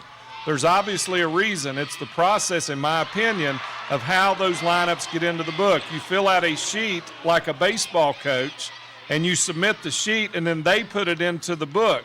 So what would you say would be maybe a way, because during the regular season, I don't think you've probably seen very many of those technicals, but it's getting to be an issue at the state tournament. Is it something with the process? I have to sign the slip. The person that turns it in is the head coach, just like a manager in baseball. There's obviously a problem, and this is big-time stakes here. You've got teams with the state tournament on the line, and we're teeing them up before the game. I think there needs to be something done. Well, my suggestion, if I was coaching in the state tournament, would be to go and check and make sure that the books had the correct names and numbers. I would still make sure, even though I turned in a roster, that doesn't mean it got wrote down the wrong way. And again, we have those accidents that happen, whether it be bookkeepers, officials, coaches, players. And I would personally, myself, if I was coaching, would go check the book several minutes, before the officials check it and sign it and make sure the names and numbers were correct. Well, let me throw one more thing out there, and then I'll let you off the hook since you're withering. You're kind of twisting around nicely for me. I'll tell you what happened in my situation. I filled the sheet out before we ever traveled to Charleston. I signed it with my assistant coaches, and we had left off a girl who was a freshman who would probably never get into a game. So they started to do the player introductions. We realized that she had not been put on the book. She was not going to get in the game unless it was lopsided one way or the other. So I went to the table, and I said, I want to make sure if the opportunity comes, I can let this girl play. We may not get back to the state tournament. I was misinformed by the official, and he said that if you want her in the book, you have to buy her into the book prior to the start of the game with the technical. My understanding from, I won't mention who, from the supervisors of officials, I could have waited, and if she went into the game, she would have been teed up at that time, but I had to take a technical prior to the game. I think it was an official's error. That's correct. That was not correct in the fact what should have happened was, let's say that you start to put her in the game. You don't know that she's not in the book, and you start to put her in the game, and they say she's not in there, you can call her back. You shouldn't have. The game should not have started with a technical for your addition to the book. The only time that should happen is if that girl's going to participate. Hey, Coach, just to clarify something this morning, I think, if I remember right, that was Parkersburg Catholic that got the technical. The coach admitted in the press conference he made the mistake. He said, I guarantee you that will not happen tomorrow. Yeah, that's. I guarantee you it won't happen tomorrow either. Bo, always a pleasure to get to talk with you, and you don't have to go. We just have a lot more people to talk to here on the program as well. We might get back in touch with you before the night's over, though. Okay, that's fine. I'm going to be here till the end of the game, and I understand that I'm missing out on food again. Is what I heard, but that's quite all right. Rick can eat my part tonight, and we'll be good to go. But guys, I really enjoy it. It's awesome. I hear a lot of comments from a lot of people throughout the day about how they enjoy the show. Matter of fact, I had somebody come up to me. It's from North Marion. And said, hey, aren't you that guy? I've looked at you a couple times. You probably wonder why I'm staring at you. And I said, yes. He said, I absolutely love the show. I turn it on. If I go to different games, I turn it on or try to get it on my phone or whatever. So, I mean, guys, the show's just fantastic. And, obviously you guys do a great job of putting it together. And, it's great for the state and it's great for the kids and the coaches to get a little more publicity than they may typically get. Bo Anderson, our resident referee, thanks so much. Thank you, guys. All right, and let's go right back to the phones. We'll get to Shannon Lewis, head coach of St. Joe, in just a moment, the girls team that won the Class Single A state title. But first, I want to go to our good buddy Jordan Mounts. Jordan has out of the hospital and on the mend. Friend of the program and a contributor and a fellow host here on Basketball Friday Night in West Virginia. Jordan, good to hear from you, buddy. Yeah, guys, it's good to be back on the show, and it's good to be, like you said, it's good to be out of the hospital, out of jail, so to speak. Boy, it's always good to be upright. Absolutely, it's. I've said here since this all began, it's going to take more than a popped lung to keep me down. Wow. Let's not challenge that. I think you've been through enough. But Jordan, this is the best time of year for basketball fans, right? If you're a basketball fan, you're just in heaven right now. You've got, 8 teams each division. You got 24 of the best high school basketball teams in the state of West Virginia, and they're all coming together at the Charleston Civic Center. And at the end of the day, or at the end of the week, I should say, we're going to know who the 3 best teams are in the state of West Virginia in each of their respective division. If you're a fan of good quality basketball, it doesn't get any better than this. And I know that unfortunately, you weren't able to be with us here in studio tonight. I've got to imagine that this time of year, you're getting to watch a lot of basketball now. It could be worse. Like the timing could have been worse, right? Yeah, well, at the same time, you know as well as I do, I love basketball. I've traveled with several teams, covered a lot of basketball, written about a lot of basketball. Been on the radio, broadcasted a lot of basketball since my senior year of high school. But, as many of you all know, I was also a college baseball player at West Virginia Tech University. And that being said, I'm a big baseball fan. And also, I'm a official with the SSAC. I'm a baseball official. So as far as my situation goes, I don't know how much worse it could get because actually I'm going to be missing a little bit of baseball season. But, it could always be worse, I guess, when you sit back and think about it. I'm just blessed that I was able to come out of this pretty scot-free, so to speak. Absolutely. Jordan, a lot of thoughts and prayers have been headed your way over the past few weeks. We'll continue to do so as you continue to mend. Hey, get better, buddy. That somebody has to umpire these baseball games. Yeah, well, it's they always make the joke that all the officials out there are blind. And, I know our good friend Bo Anderson has said, as an official, you're always 50% right and 50% wrong. And just try to be the 50% that's right most of the time. So we'll heal up, and I'll be back behind the plate taking calling the balls and strikes here before too long at all. And get hit by foul tips. That's just how it goes. Jordan Mounts, WFGH Radio in Fort Gay. And on the mend. Thanks so much for calling in tonight, Jordan. Getting hit with foul balls, that's what you call your wake-up call to start the game. I appreciate it, guys. There you go. We'll talk with y'all later. Y'all have a good show. Thanks so much. And just good to hear from him. Exactly. Good to hear from him. I tell you what, the basketball Friday night this year has been like a mass unit because I was in the hospital a couple weeks ago. You've had a few issues with health, and we've had others. So I caught the flu. It's been a struggle this year. I had the flu, and I was the best off of any of y'all. But you know what? We're near the finish line. I can see the finish line. We're going to make it. We're going to make it. We've got to step aside and take a break. When we come back, Shannon Lewis, head coach of the St. Joe Irish girls basketball team, the Class Single A state champs. We'll talk with Coach Lewis and much more of Basketball Friday night in West Virginia after this on the Fast Break Sports Network. Basketball Friday night in West Virginia will return in 2 minutes on the Fast Break Sports Network.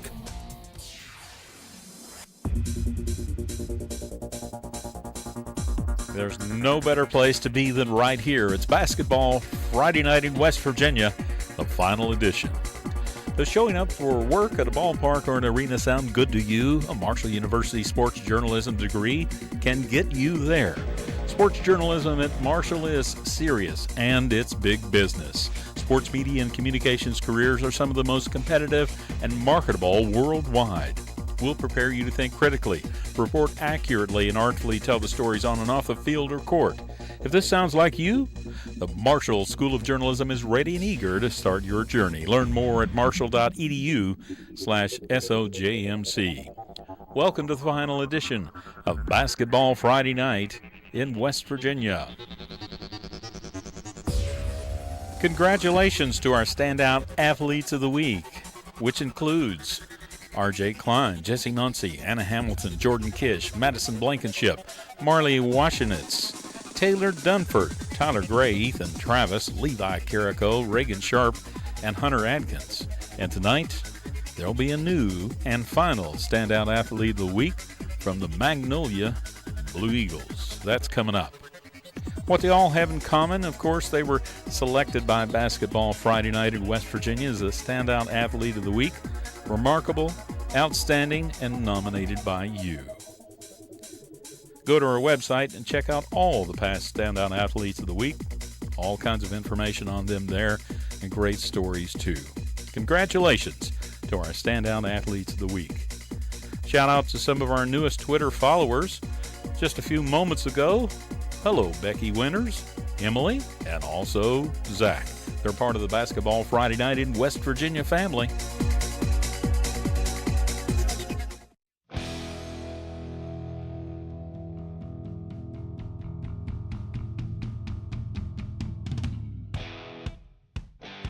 Celebrating high school basketball around the Mountain State. You're listening to Basketball Friday night in West Virginia on the Fast Break Sports Network. Now, back to your hosts, Bill Cornwell, Joe Linville, Coach Ric Morrone, and Ryan Epling.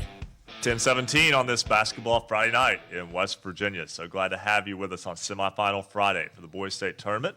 Also recapping the girls state tournament. Huntington St. Joe wins the Class Single A title. We'll talk with Coach Shannon Lewis of the Irish in just a moment. But first, that game at the Charleston Coliseum and Convention Center going on right now between University and Cabell Midland. University had a big lead at the half.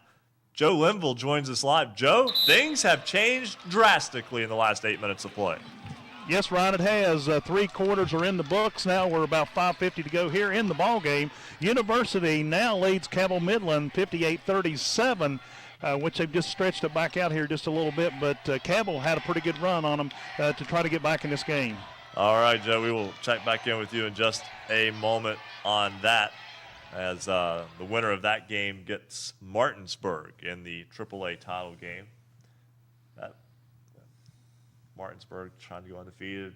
There's a lot of historical stuff going on in this boys state tournament. We'll kind of bring that all together here in just a few moments or throughout the remainder of the show. But right now, let's go back to the phones. Shannon Lewis is the head coach of St. Joe. The Irish defeated Parkersburg Catholic 71-46 in the Single A title game last Saturday afternoon. Coach Lewis, congratulations on another state championship. Thank you. Thank you very much. Your ball club gets that win, 71-46. Paige Shy, 28 points. State tournament record, 8 3-pointers. It's one thing to know that she can play that well. Marshall signee, you know what she's capable of. But to do that in her final high school game, that had to be kind of fitting to watch her go out and play so well on the way out. Well, she's a great shooter, and when she gets on that roll and in that groove or rhythm, as she said, she can do that, and she definitely, she missed some early, but when she got on that roll, she put a bunch in a row. And all 8 of those came over the course of the final 3 quarters, and that was a game that was a little bit back and forth early on. Parkersburg Catholic, a good team, able to hang with you, had a 7-2 lead right out of the gate, did the Crusaderettes, but your ball club can wear on teams, and as soon as there's a mental lapse, your team able to pile on points. I go back to that Wheeling Central run. That was it went from 32-28 to 62-32 in basically a heartbeat. That kind of explosive firepower, good to have in your arsenal. Well, we played 8 pretty much all year, and we had some injuries, but we were still a little banged up there, kids limping around. But when we were able to rotate 8 all year, we were able to keep everybody fresh and continue to do the same things even when we were subbing. So we did wear down a lot of teams this year in the second half, and that's what happened mainly, in those last 2 games. And your ball club, and the program has been good now for more than a decade of basically being in the title game, 9 state championships in the last 11 seasons. Is this maybe one of the deeper teams that you had in that run? Oh, there's no doubt. I mean, like I said, sometimes you think you're deeper than you are, but when you can go 8 and continue not to change anything you're doing, then that's definitely shows your depth. And this year was probably my deepest team. And you'll have a lot of those players back next year too. Well, we will. We got a good balance, but we're losing 2 really good scorers. So I think we have a chance to be better defensively, but we are going to not be able to score in the half-court sets as for losing Dina and Paige, who are terrific scorers. But I'm excited for the kids that'll be able to step up next year. Shannon, looking at the season as a whole, of course, you guys, folks around the state know your recipe. You guys put a lot of miles on vehicles, and you basically go anywhere and play anybody. But has to be satisfying because obviously the end results always get to Charleston, win a championship, and there's all that work, all that travel, all that toil that you put in summer and fall and into the winter. It paid off last Saturday. Well, it does, and like I said, I like to challenge them. And we were playing really well and playing some tough teams, and got ranked there a little bit in max preps, which was nice for the kids. But injuries really hit us hard late. We played some really good teams and lost a few late. But like I said, by the time we got there, we weren't 100% healthy. But 3 of the kids were limping pretty bad. But they were 70-80%. Dina, Bailey, and Deanna's really good players. So they were challenged all year, and I was proud of the way they responded. Coach Shannon Lewis of the Huntington St. Joe Irish, the girls Class Single A state champions for the 9th time in 11 seasons. Congratulations on the championship. Thank you very much. All right, and again, thanks so much to Coach Lewis for joining us here tonight. And, guys, we're talking about opportunities for history in West Virginia, and in this state tournament in particular. And I've spent much of the past, 10 to 15 minutes on this program, even during the program, going back through the record books, doing my research, trying to find, a nugget of information that I'm sure will be out there in much more variety here over the course of the next several hours and into tomorrow morning at the very least. But this is a state that is very basketball oriented. It's more basketball oriented, I think, than a lot of people realize. Had good teams all throughout, the history of the state. Good players. Jason Williams was at the state tournament earlier this week. And, Jerry West, obviously, et cetera, et cetera. We have undefeated Class A team and an undefeated Class AAA team. Coach Morrone, when was the last time we had two teams finish undefeated in the state of West Virginia in boys basketball in the same season? Well, you brought up Hayden City, who finished the deal, but that's just one team. So I would assume it was prior to Hayden City's run. So I really don't know. I don't even have a somewhat educated guess. You were deductive reasoning. I was. Peyton City, you mentioned, was the last team to make the run to the end, but two teams, it's got to be prior to that. Bill? I do not have a clue. I mean, I'm. He's befuddled us. I am befuddled by this, but I know you have the answer. I do have the answer. And he has a big grin on his face too because he has Here's the the thing. West Virginia has been crowning 3 state basketball champions per year. And that goes back to late 1959. Yeah, I was going to say it was the late 50s, yeah. But even before that, there have never been 2 schools finished with undefeated boys basketball seasons Trick in question. the same year. You're The going answer trick is never. question. Yes. So history can be made tomorrow. Martinsburg will try to make history and become the first team to go undefeated and win the state football championship and go undefeated and win the state boys basketball championship in the same school year also. Yeah, and along that line, when we were talking to Coach Lewis, I was just thinking, you think about the role that he and the Irish have been on, it really reminds me of what occurred back in the 70s on the boys' side and early 80s in the North Fork Blue Demons. Blue Demons and Coach Jennings Boyd. I mean, all consecutive championships or championship appearances.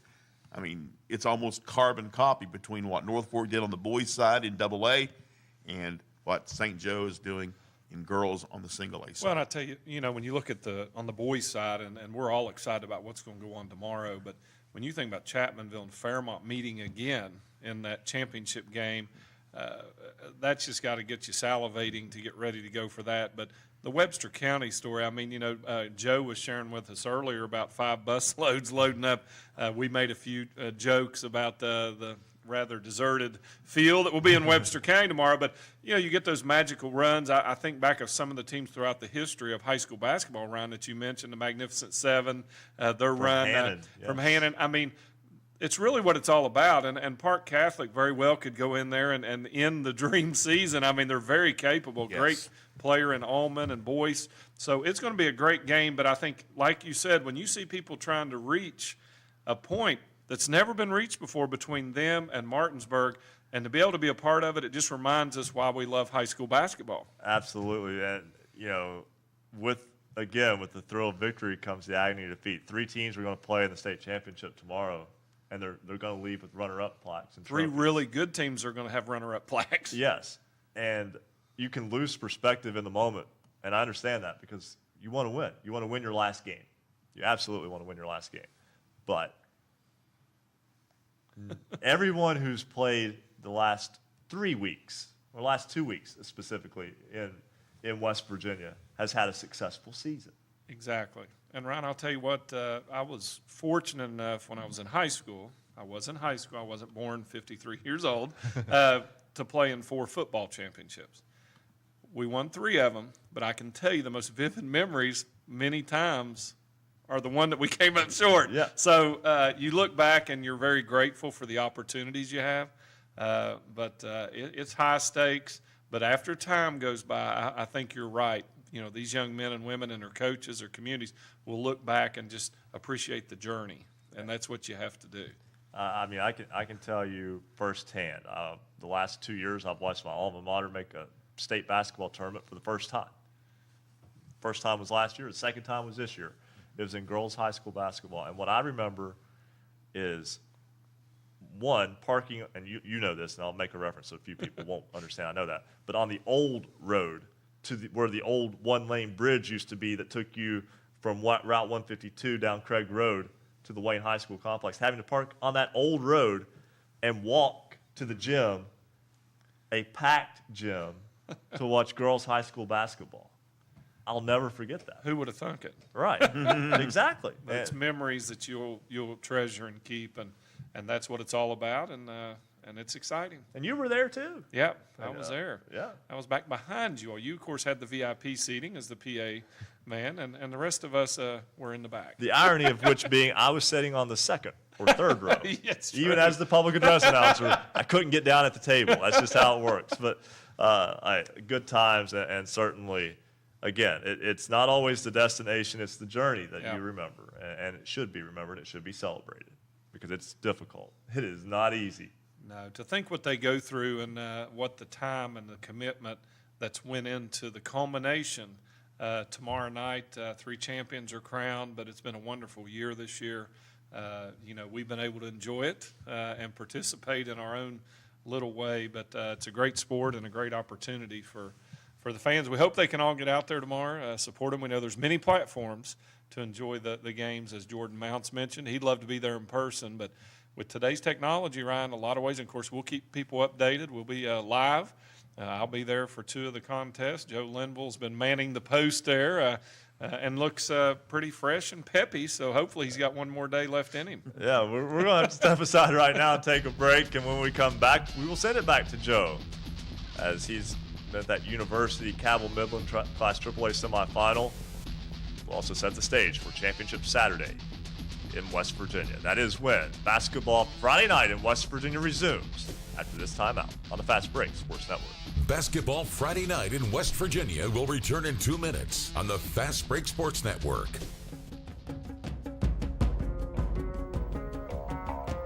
Streaming video live from the studios at Marshall University and 88.1 FM WMUL. This is episode 88 and the final episode this evening of Basketball Friday Night in West Virginia. Watch our live high-definition video stream by going to basketballnight.com. Just takes 1 click to watch. And, of course, you can listen online with any computer or mobile device, or you can go over to our affiliates tab and find a radio station near you. Careers in sports journalism are growing with the expansion of cable networks, the rise of sports-centered online platforms, and ever-popular local coverage. Get in the game. Your passion, curiosity, charisma, and a Marshall University sports journalism degree will equip you with a combination for success. You'll be the eyes, ears, and life of the game when you learn the art of sports storytelling while covering the Thundering Herd on our Huntington campus. Go behind player stats and game scores. Learn to report compelling stories. Become proficient in breaking news across multiple media platforms. Find out how sports and media impact our society. Marshall University's W. Page Pitt School of Journalism and Mass Communications is ready and eager to help you start your sports journalism career. Learn more at marshall.edu/SOJMC. Welcome to Basketball Friday Night in West Virginia. Thanks for being part of our family. We really appreciate everyone that sent in all these pictures. If you're watching our video stream, you see those now. We appreciate everyone that sent us scores and information on your teams. Everything you've done this season, we really appreciate you. Don't forget our poll question. Go to basketballnight.com. It's on the right-hand side of the page.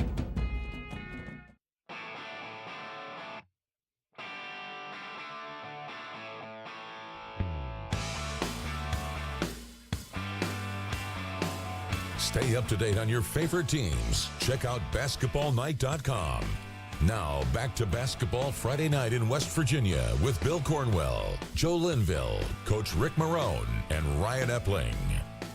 10:33 here on Basketball Friday Night in West Virginia. Ric Morrone with us in studio. Joe Linville with us at Charleston Coliseum and Convention Center. Bill Cornwell here. Ryan Epling, happy to have you along. We will go back to Charleston in just a moment.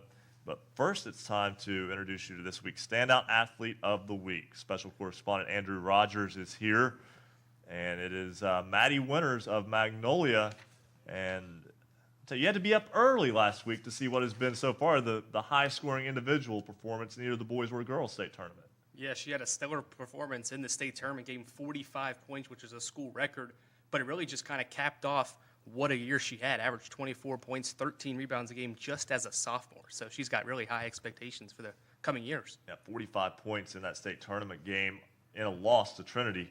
1,000-point scorer in her career. There are two 1,000-point scorers in that Magnolia program who are both underclassmen, but still in her sophomore year to reach 1,000. That's very impressive. Very impressive. And, too, when I was talking to her, she said she's got a brother that actually scored a lot of points at Magnolia. So she's kind of motivated by her brother's scoring effort to try to maybe beat that at one point. And while she didn't win a state championship this year in basketball, she has still won a state title on the floor in Charleston, just in another sport.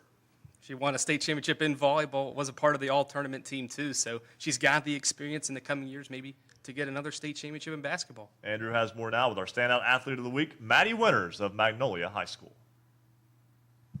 Maddie Winters has completed her first 2 seasons in a Magnolia uniform and has already achieved things that most athletes seldom accomplish in 4 seasons. Her on-court successes and demonstrated leadership skills early in her high school career is what makes her this week's Standout Athlete of the Week. In spite of Magnolia's girls basketball team having several upperclassmen on its roster, Winters was named a captain for this year's team. Her head coach Meredith Pilot says her growth and ability to replicate good leadership qualities was the reason for rewarding her with an expanded role on this year's team. We saw her improve and mature so much from her freshman to her sophomore year, and when she came into practice, she was motivating everybody. She was picking people up. She came to practice ready to go every single day, and she just kind of modeled some of the things we wanted our other girls to pick up on. And it was really no question that she would be one of our captains this year. Along with her displaying good leadership qualities with her teammates, Winters has been her team's most reliable scorer. The 6'3" sophomore center averaged 24 points per game and 13 rebounds this season, including 7 games in which she scored 30 or more points. Then, in the team's state quarterfinal game this past week, she scored a school record 45 points on 20 of 23 shooting and also grabbed 12 rebounds. Coach Pilot says her consistent play was even more so evident during her dominant performance. She's been so consistent for us this year. She just, every night she came to play in our opening round of the state tournament. She was ready to play, whether she's a sophomore or not. She came, she didn't let all the attention and focus get to her. She was ready to play, and she brought her A game, and we just saw her make play after play that night, and she was also trying to pick her teammates up as well when things weren't going so well for everybody else. Her success on the basketball floor is mirrored by the other 2 sports she plays. She led her volleyball team to a victory in the state championship this past fall. Because of her stellar play, she was named to the all-tournament team that recognizes the top 8 players in the state tournament. She says playing both volleyball and participating in track has helped her become an overall athlete. Volleyball especially helps with just staying in shape and everything like that, and track with the strength. Winters credits her overall athletic success to the people who have pushed her to always strive to compete at a higher level. I think my biggest part is probably my brother pushing me through practice a lot, coaches pushing me, trying to make me better. Winters surpassed the 1,000-point mark during the state tournament that pulled the carpet down on just her second season as a Blue Eagle. She knows the expectations are now high and says she wants to expand her game for the demands of the upcoming seasons. It's getting quicker and maybe even an outside shot, just so I can be a threat maybe from outside the paint and in the paint. Having scored 1,000 points, setting a school record for most points in a game, winning a state championship in volleyball, and being named to the all-tournament team would make quite the resume for a graduating senior. Yet Maddie Winters is only halfway through her high school career. With back-to-back quarterfinal appearances at the basketball state tournament in Winters' first 2 seasons, Magnolia will rely upon her to continue to lead the way and help her team take the extra necessary steps for winning a state championship. For Basketball Friday Night in West Virginia, I'm Special Correspondent Andrew Rogers. Thanks so much, Andrew. Let's go right back out to the Charleston Civic Center. There we go. I messed up. I said it wrong. Charleston Coliseum and Convention Center, where the AAA State Championship game is now set. Joe Linville is there now with a guest who will be coaching in that game tomorrow. Yeah, a real quick update. University knocked off Cabell Midland 71-52. So it'll be University and the Martinsburg Bulldogs matching up tomorrow evening here at the Charleston Coliseum Convention Center. I don't know if you caught that or not, but I miscued earlier as well, Ryan, so don't feel too bad. But anyway, joining me now is the head coach of the Martinsburg Bulldogs, coming into tomorrow's championship game at 28 wins and no losses, Coach Dave Rogers. And, Coach, first of all, congratulations on the win today. But secondly, what do you do mindset to your boys? I know you guys stayed and watched the AAA game tonight. You go get some rest and get ready for tomorrow night. Yeah, you do. You have to. There's not much time between now and then, and we had a tough physical game tonight. We had some kids go down with some little bruises and bumps, and because of that physical nature, I think it took a toll on us a little bit. And you know what, though, you're young. You just got to come back and be ready to go, and they will. I know in the game today, like you said, it was a very physical game. But at the end, everybody shook hands and were gentlemen about it, even though it got a little scrappy at times today. Oh, it does. I mean, you have to, and however it's going to be called, and you've got to match the intensity of whoever you're playing. So, it was something that, we gave up too many dribble drives. We probably made some of the most poorest decisions we've made all year. I mean, you don't come in here undefeated making bad decisions, and so we're going to correct those and see if we can finish this out. How tough is it as a coach to go through the entire season and go undefeated? Like you said, the big target is on your back week in and week out. I don't know. Never done it till this year. But, hey, it's been fine. I don't feel that pressure, and I don't know whether the kids do. If they do, they don't talk about it. And they just like to play. They like each other. We have good team chemistry. We've rebounded the ball well. We've played good defense this year to keep us in. And before we got to the term, we were only giving up 42 points a game. And this is kind of a special year for us right now because it was Martinsburg High first undefeated season during the regular season and throughout now.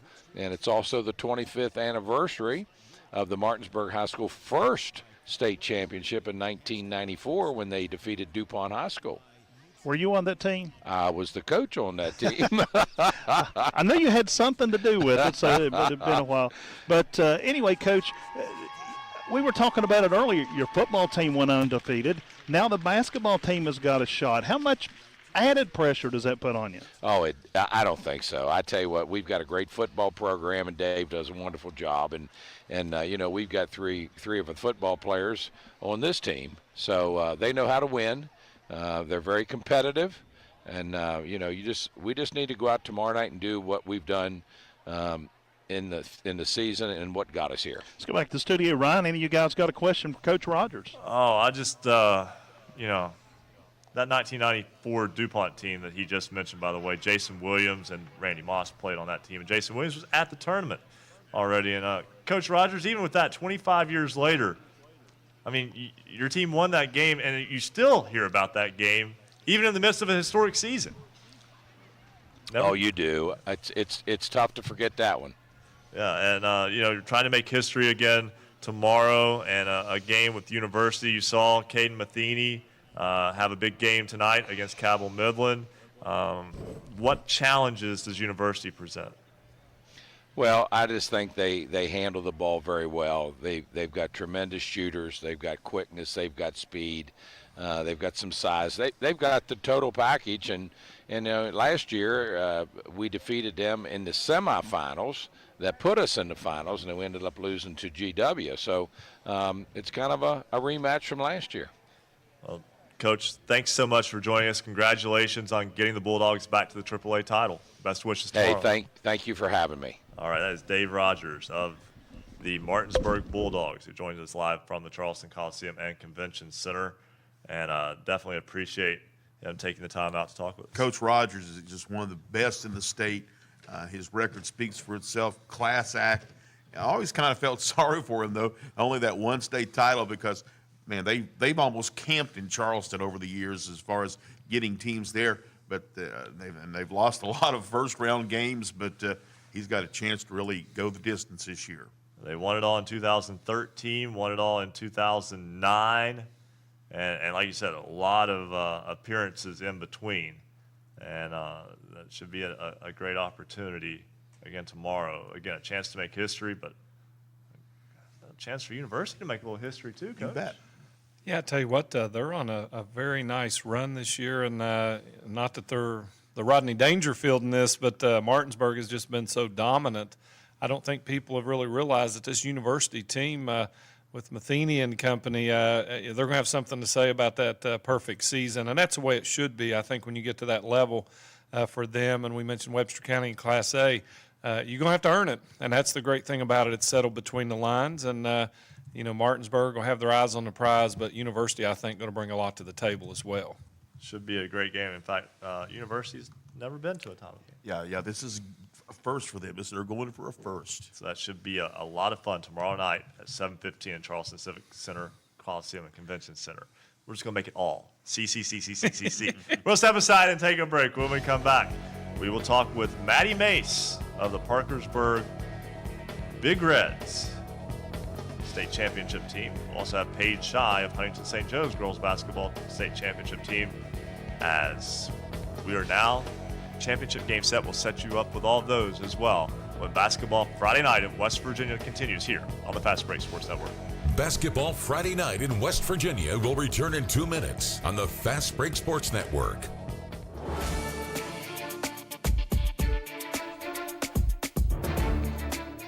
For all the brackets online, you can find them at basketballnight.com.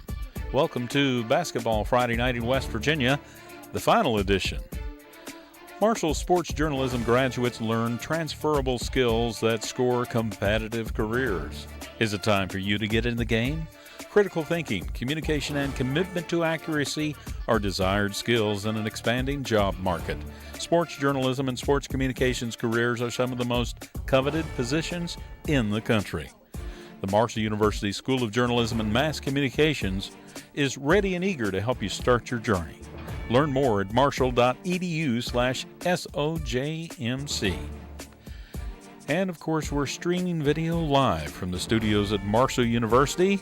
This is episode 88 from the studios of 88.1 FM WMUL in Huntington. Thanks for joining us.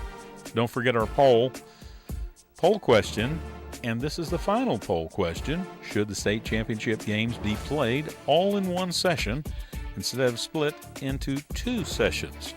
Go to basketballnight.com. You'll find the poll question on the right-hand side of the page. You've got till 11:45 tonight. You can still join us on Twitter, and we'll make sure to mention your name.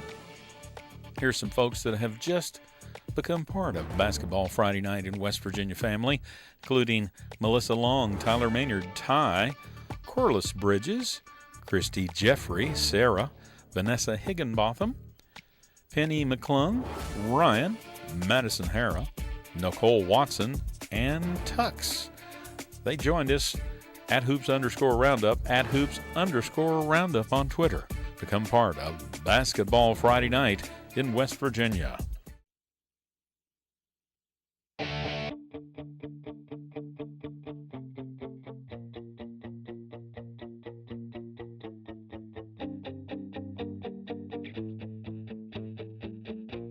This is high school basketball's home for the Mountain State. Basketball Friday Night in West Virginia on the Fast Break Sports Network. Now, back to your hosts, Bill Cornwell, Joe Linville, Coach Ric Morrone, and Ryan Epling. 10:47 on this Basketball Friday Night in West Virginia. Ryan Epling, Bill Cornwell, Ric Morrone with you here in studio.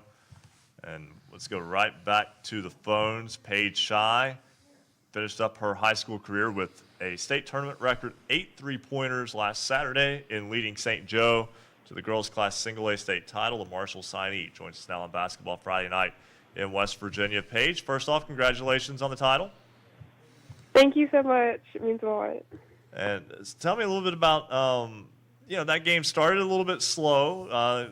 Parkersburg Catholic jumped to a 7-2 lead, but the last 3 quarters, you knocked down all 8 of those threes and finished with 28 points and ended up winning the game by 25. Just tell me about the swing in that ball game. After the first quarter, I knew that as a senior, me and Dina had to keep the energy up and just step up. So I kept telling myself, you have to make one so you can get in your rhythm and just keep leading the team, because after they did get off to a hot start. So just keeping everyone calm, and then when I started hitting my shots, I just knew that everyone's energy was going to continue to go up. So just doing that meant a lot and leading the team. Well, did the experience kind of help out too, being in those big games on that stage before? Oh yes, for sure. We've been playing teams that are nationally ranked all season long. So we haven't really had an easy game. And we've been down before many times this season. So, I mean, it wasn't a position we have never been in. So definitely just staying calm and keeping the energy up was what we needed to do throughout the game. You're obviously an elite shooter within West Virginia. You also have Dina Geralds, who is a very good shooter off the dribble, and just so many weapons. How nice is it to, be able to be on a team where the other team cannot lay off of anyone, and that kind of makes you guys as a team more difficult to defend and also creates more opportunities for all of you? Oh, yes, for sure. I've said many times this team is special. The depth of this team is the most depth I've ever had in my 4 years at St. Joe. We go deep into 8 players that can all score and do everything. So, if I'm off, I know for a fact one of my other teammates is going to step up. And if they're off, someone else is going to step up. I mean, we have so many offensive weapons that it is hard to just guard or stop one person because everyone's just going to step up and help out. Paige, now that you've wrapped up your high school career, I know that you've probably been watching all these college tournaments. I know you're looking forward to the next chapter because, I mean, you're headed to Marshall and you're going to stay home and opportunity to be a part of the growth of this program. Obviously, Miss Basketball, Kentucky, your friend Savannah Wheeler's part of that group too. And I know it's going to be an exciting time when fall comes around and you put the green and white on. Oh, yes, I'm very excited. Me and Savannah have grown up playing with each other in AAU. So just this last season playing against each other, that little break, and now we're going to be back together for the next 4 years means a lot to me. I'm just going to be around my family, the hometown. I grew up watching Marshall play, so being able to play for a school that I grew up watching means a lot to me. Paige Shy, the senior from Huntington St. Joe. The Irish win the girls' class single-A state championship. Paige, congratulations, and look forward to doing public address for your games next year at the Henderson Center. Thank you, and thank you for having me. All right, and again, congratulations to Paige Shy and the Irish on that state championship. Let's go right back to the Charleston Coliseum and Convention Center. University just, I'm not going to say punched, I'm going to say scanned its ticket because that's what you do in 2019 to the Class AAA state championship game, and Joe Linville is there with the head coach of the Hawks. All right, Ryan, thank you very much. Just caught up with Coach Smittle coming out of his press conference there with the other media and so forth. First of all, Coach, congratulations on the win tonight. You guys go to 24-4 on the season. And let's first of all talk a little bit about tonight's game. Did you stick with your game plan, and were you satisfied with the play? Yeah, absolutely. I was pleased with the play and the effort of our kids. Rarely does a game go as scripted. We weren't real sure what Cabell was going to do. We thought they might zone us tonight. Of course, we worked for a little bit of everything. But, they came out and played man. We thought that our defense could cause them some problems, which it did when we turned up the pressure there a little bit in the second quarter and again in the third quarter after they made their run. I thought that was a difference in the game. Yeah, you had some players there in double figures. Had Caden Matheny 29 points tonight, KJ McClurg with 18, and Rodney Bucklew with 11. Talk a little bit about their play and how they've led your team this season. Those guys have been solid for us all year, and Rodney doesn't get a lot of credit.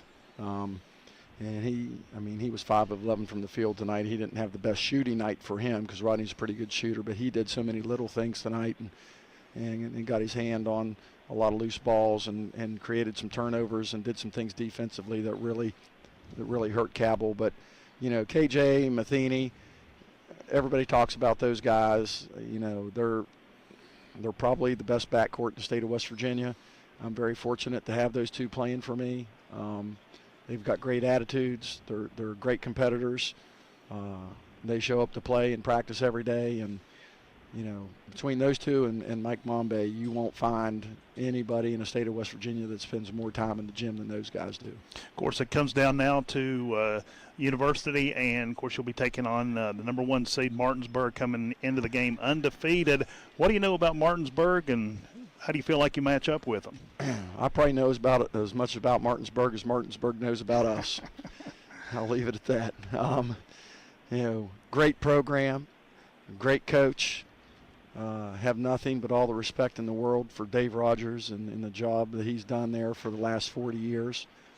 You know, I'm thinking if I could win about another 750 games, I'll catch up with him, something like that. But, you know, it's just, they're great. I mean, they don't have any weaknesses. And when you have to play a team that with that many athletes, that kind of depth, they can play defense the way that they play, you know, and that's what people don't understand. They're undefeated because of how great they are on defense. They're not outscoring everybody. They're just shutting people down, taking people out of the rhythm. And, you know, we're going to have to do a lot better job tomorrow night offensively as far as moving without the ball and doing some things to keep them off balance. So it's going to be a great matchup, and I hope it's a great game and a competitive game for the fans, and hopefully we'll have a lot of people show up to watch the game tomorrow night. You got a number 1 against number 2 seed. I mean, you couldn't ask for anything more than that. Ryan, any of you guys back in the studio have a question for Coach Smittle? I just want to say congratulations. I mean, what a 2-year run it's been, and an opportunity to avenge that loss a year ago in the semifinals tomorrow.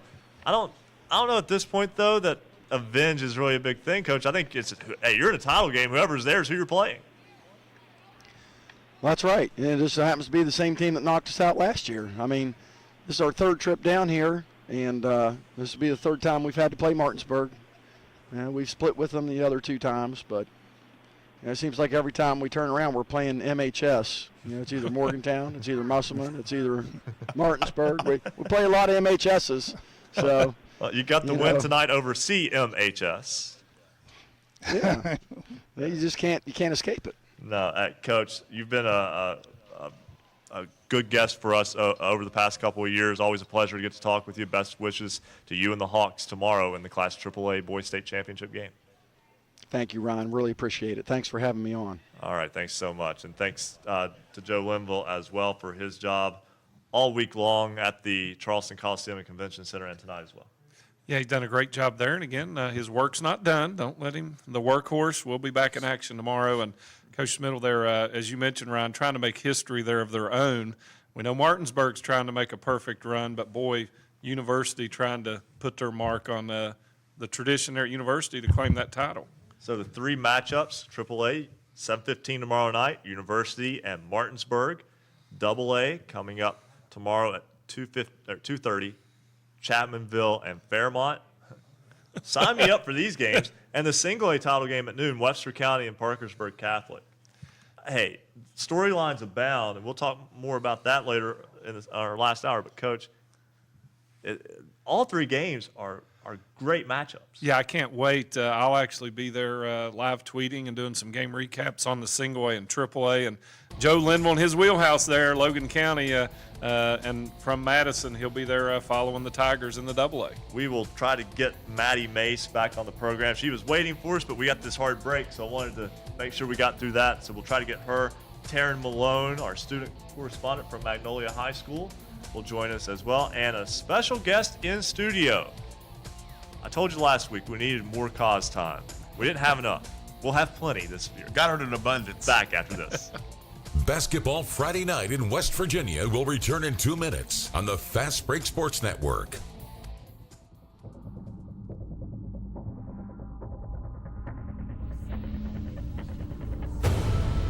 If you love basketball, then there's only one place to be on Friday nights after the game. This is Basketball Friday night in West Virginia. Special thanks to all of our affiliates throughout the Mountain State, including 1360 AM, 97.1 FM, WHJC in Matewan, 105 KQV, WKQV Cowan, 105.5 FM, and heard in Braxton County on 106.9 FM, 103.7 Jack FM, WQWV in Fisher, the Valley's Watchdog, 1600 AM, WKKX Wheeling, 1370 AM, WVLY Moundsville.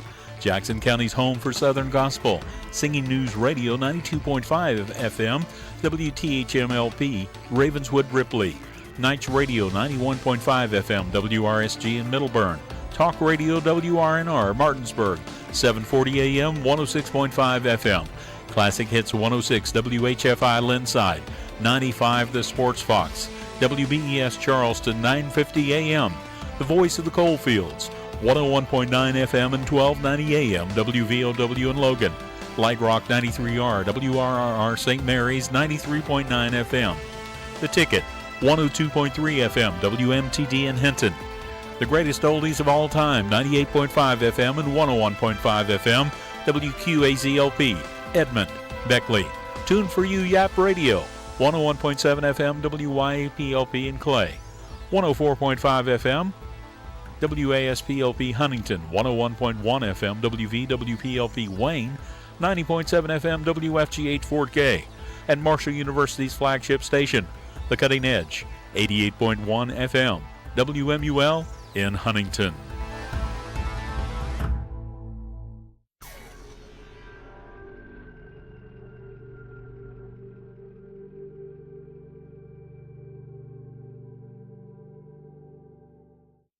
Join us Saturday, April 9th on the Marshall University campus for Green and White Day. Our open house will introduce you to all things Marshall. You'll be able to visit with administration and staff from admissions, financial aid, and housing. Plus, you'll meet with faculty who can help you explore the many academic programs Marshall has to offer. Home to over 100 degree programs, Marshall University offers a diverse education full of many exciting opportunities. To register for Green and White Day, call 1-877-GO-HERD-1. Welcome back to Basketball Friday Night in West Virginia. To join tonight's program, call 855-78-HOOPS. That's 855-784-6677. Follow us on Twitter @hoops_roundup for all the scores all the time. And visit basketballnight.com for a comprehensive look at schedules and standings for every team in the state. Stay tuned. Another hour of Basketball Friday Night in West Virginia begins right now. Third and final hour of the final show of Basketball Friday Night in West Virginia of the season. Not ever, we hope. Do you know something we don't know? Nope. I think we're good to go next year. But, I mean, we are already to episode 88 of this program, and we will be hitting triple digits and going into syndication next year. That's when the big money rolls in. There we go. Those are residuals. They just keep paying off. Of course, if weekly. And if you're watching online, or you can see that we have a guest with us here in studio. So kind to make the 8-hour venture, 7-hour venture. Actually, he only drove about an hour today. But from Martinsburg, he does this for the season finale each year. And we greatly appreciate him doing so. Rick Kozlowski of the Martinsburg Journal joins us now for Cause Hour. Well, you can still call it Cause Time. But now, you were talking about how you can't wait for next year. But if you're giving me an hour, this might cancel the whole program. Yeah. Have to give you your music here.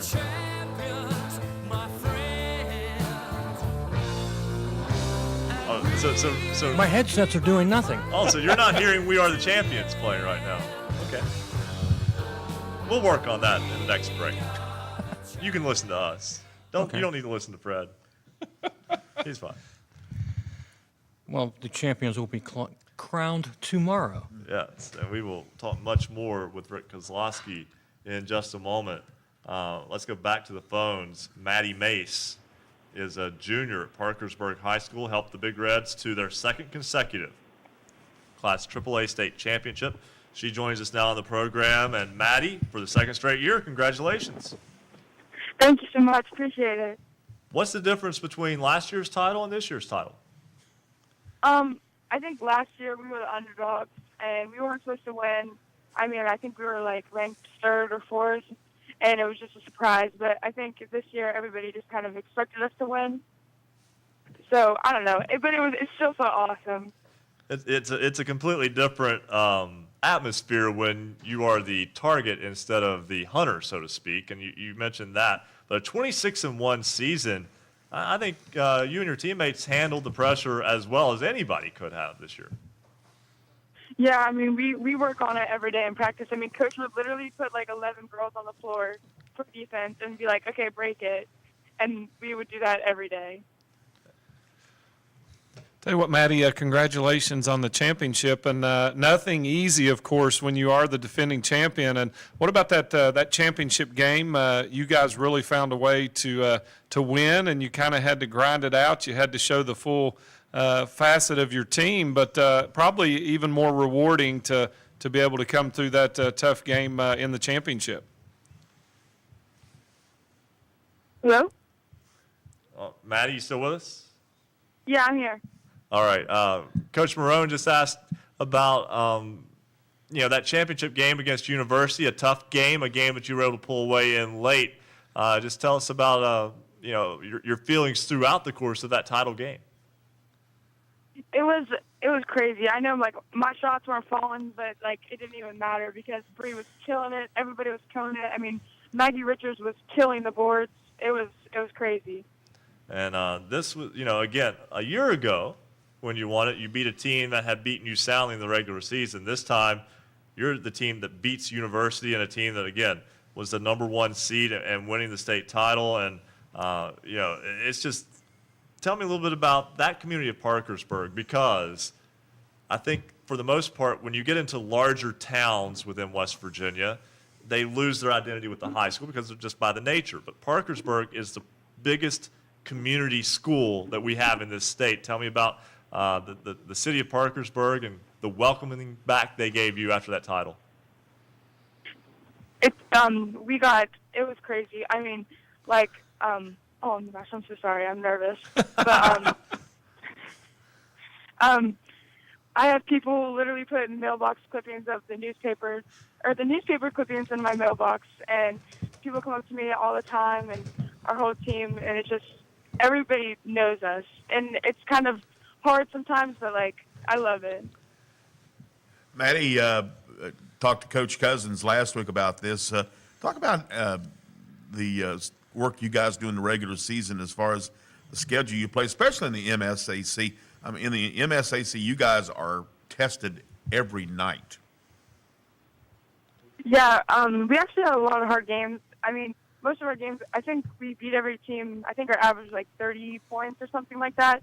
But the one game that I wanted to play against, that was the really tough one. The one game we lost was versus St. Joe. And I think next year we're trying to get a harder schedule. I think we're going to Myrtle and Tennessee, and we're going to be playing in tournaments, and it should be fun.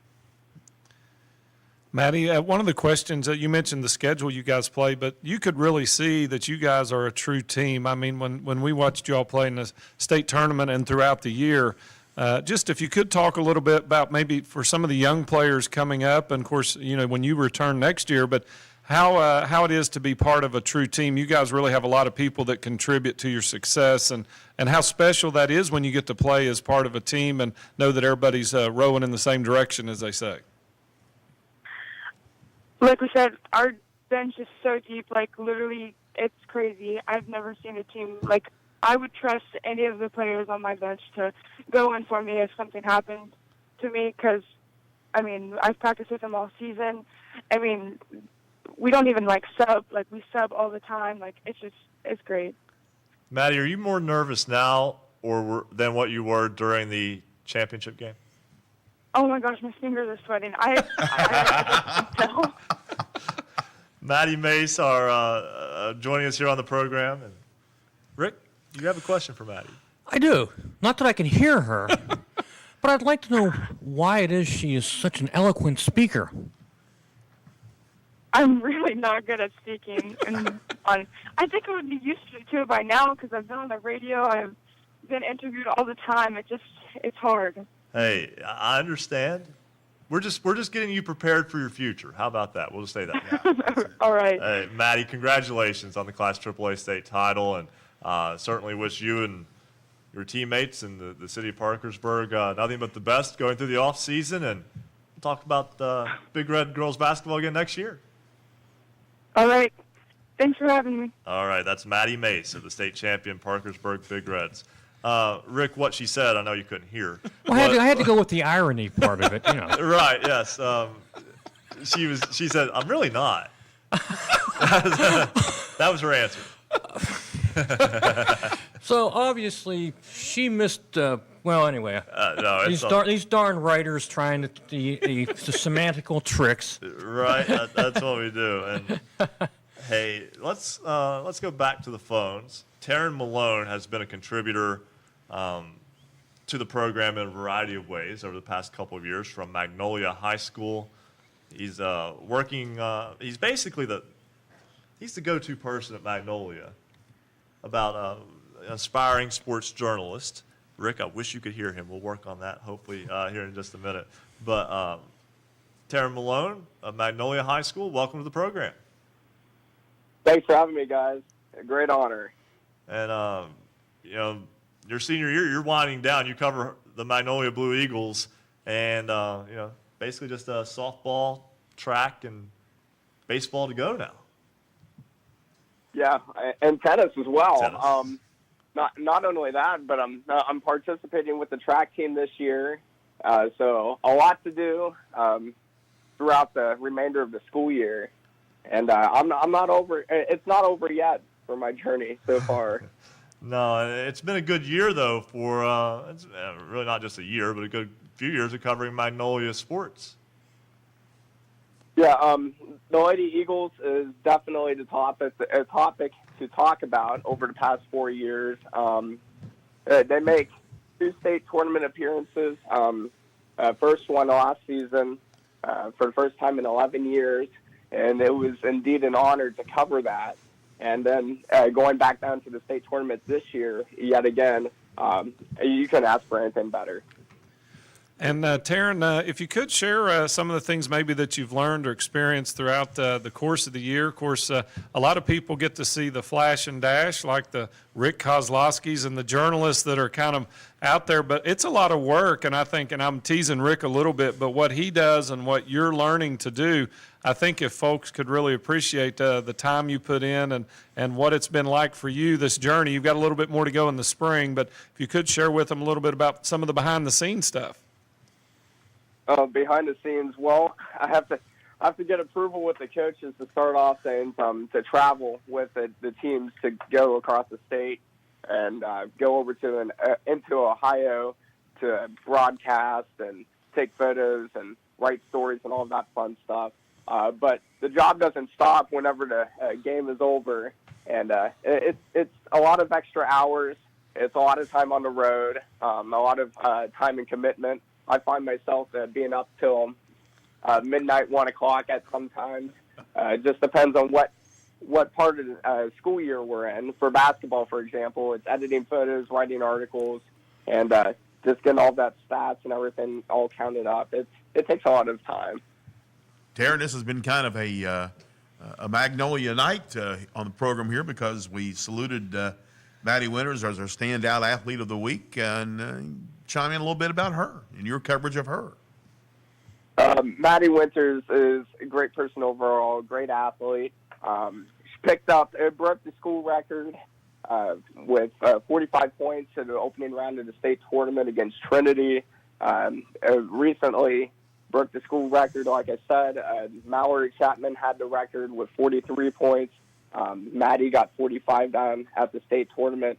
But overall, the Blue Eagles lost to Trinity in the opening round of the state tournament by a score of 65-57. But Maddie, she's a great leader for the Blue Eagles, along with a few others, and a very great athlete for Magnolia. Taryn, this is Rick. Do you espouse to do this in the future, I'm presuming? Of course, yes. I mean, I can hear the passion in your voice. And I just think it is so wonderful that the opportunities are there for high school students to do these kinds of things. And I know I oftentimes give high school kids the opportunity to work on my staff, and they learn a lot. And I just think it's a wonderful, wonderful thing. And I wish you the best. Thank you so much. I appreciate it. And Taryn, just to kind of piggyback off of what Rick said, and this is just coming from someone who pays attention to sports media specifically, but just to media in general, and Rick mentioned it, you can tell that you have a passion for what you're doing. When you bring that out through your voice. That is what will separate you from other people within the field. It's not just having the passion, because many of them do. Many people who are in sports media do have that passion, but it's being able to share that passion. People can hear your smile when you're talking about athletics. That's what's going to make you more engaging and make you stand out from the crowd. So definitely continue to do that. If you work in an audio or visual medium, if you're working in a writing medium, certainly find ways to share that enthusiasm through words as well. Yes, sir. Thank you very much. That's all I got. Tara Malone, senior high school. It's an awkward pause. Right, exactly. Tara Malone, senior high school journalist, Magnolia High School. Thanks so much, Taryn. And, maybe we'll speak to college freshman Taryn next year. Yes, you will. Thank you guys very much. There we go. Thanks a lot. And now we're going to bring back Maddie Mace because I can actually hear her. We'll just play the Maddie Mace interview for you after the show, Rick. Yeah. Boy, what a simple thing we could have done is like by actually plugging in the speaker or the headset. This is what happens when you put a sports writer. No, I'm just playing. Hey, I'm going to ride that van behind us. There you go. Yeah, the Van Bulldog jersey up behind Rick Kozlowski, and we just have a good time here on Basketball Friday Night. We hope that you hear our smile as well. Yeah, and having Rick here, of course, got to see him up the Civic Center, and it's awesome to have him here in studio like he's been doing every year. And Rick, when you see a young man like Taryn, me and you are a little long in the tooth, so to speak, but can you not see, the passion you've got, you still bring it as well, but to see a young man like him who's just starting that journey, it's exciting, got to be, for you to see the new generation coming into the field. Absolutely, and as I was listening to him, I was kind of thinking back to my days in high school, and I worked for the school paper. I worked for an in-house PR department we had dealing with sports. I did some coverage for some weekly papers and made a few pennies, which I'm still only making a few pennies. But fortunately, we had the Basketball Friday Night helicopter to bring him and Marcus from Charleston. I heard the propellers, and it was really awesome that they were able to be flown in here, Ryan. It was blowing out there pretty good. Yep. And he's lost all control, right? The show is derailed. Just like that train in New Mexico did from the wind in Logan, New Mexico. What did I say? I said, you got to watch yourself because I'm on for an hour. I cautioned, didn't I? It did come with a warning, yes. But no, we have a good time here on the program. I intentionally left out the pay part when talking with Taryn about very nice that you steered away from that. Yeah. Don't want to discourage the young man. Well, hopefully he's not listening right now. No. He mentioned sometimes he stays up till midnight or 1 o'clock. Maybe this isn't that night. He's in bed already. And before we go to break, I would be remiss just to talk about how we got involved in journalism in the various capacities that we are. When I was in high school, I worked with the student newspaper, The Pioneer, with Ruby Dyer, my friend Sean Ross, who's now an assistant principal at Fort Gay Pre-K through 8, and Grant Traylor, who's now a sports writer for Herald Dispatch. A lot of success there. And also, Vern Stanfield, WFGH FM, gave me an opportunity to call a Wayne-Tulsa boys basketball game my junior year. I'd played through my sophomore year and then didn't play my junior year. But to call that game with Randy Payton from courtside at Pioneer Gym, and that was my first opportunity to call a game. And now here I am talking basketball 19 years later, and a couple of years later.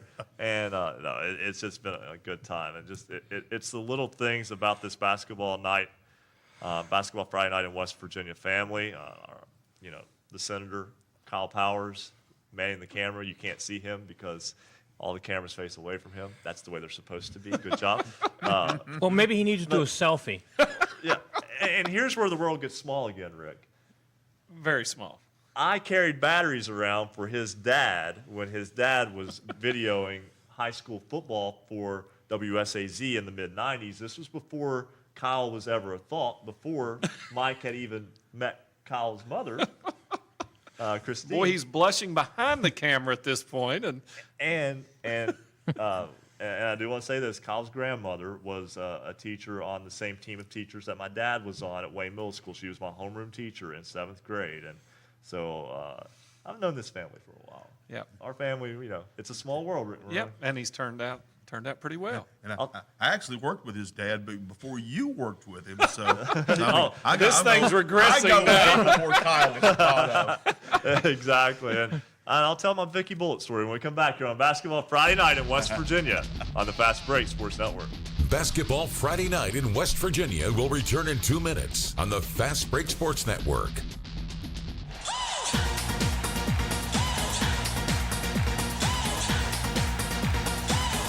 If you love basketball, then there's only one place to be on Friday nights after the game. It's Basketball Friday Night in West Virginia. Marshall University Sports Journalism major offers students the opportunity to develop skills in the exciting areas of print, public relations, or broadcasting. Our curriculum features terrific skill-based courses and prioritizes hands-on experiences that not only expose the students' work to the public, but also to sports journalism professionals who are often willing to provide crucial feedback. Marshall Sports Journalism majors cover our 15 varsity teams in any media format, including text, online, photo, radio, or video. Hands-on real-life experiences come through Marshall's student-powered media, the Parthenon, WMUL Radio, and MUTV, as well as communications campaigns and off-campus internships. The Marshall University School of Journalism and Mass Communications is ready and eager to help you start your sports journalism career. Learn more at marshall.edu/SOJMC. Welcome to the final edition of Basketball Friday Night in West Virginia. Thanks for joining us and being part of our Twitter family. Follow us on Twitter at @hoops_roundup. @hoops_roundup. Shout out to some of our newest Twitter followers this week, including Nicole Watson, Ryan, Penny McClung, John Ralston, Cody, Peggy, Peyton, Zachary, and Robbie May. They're all part of the Basketball Friday Night in West Virginia family.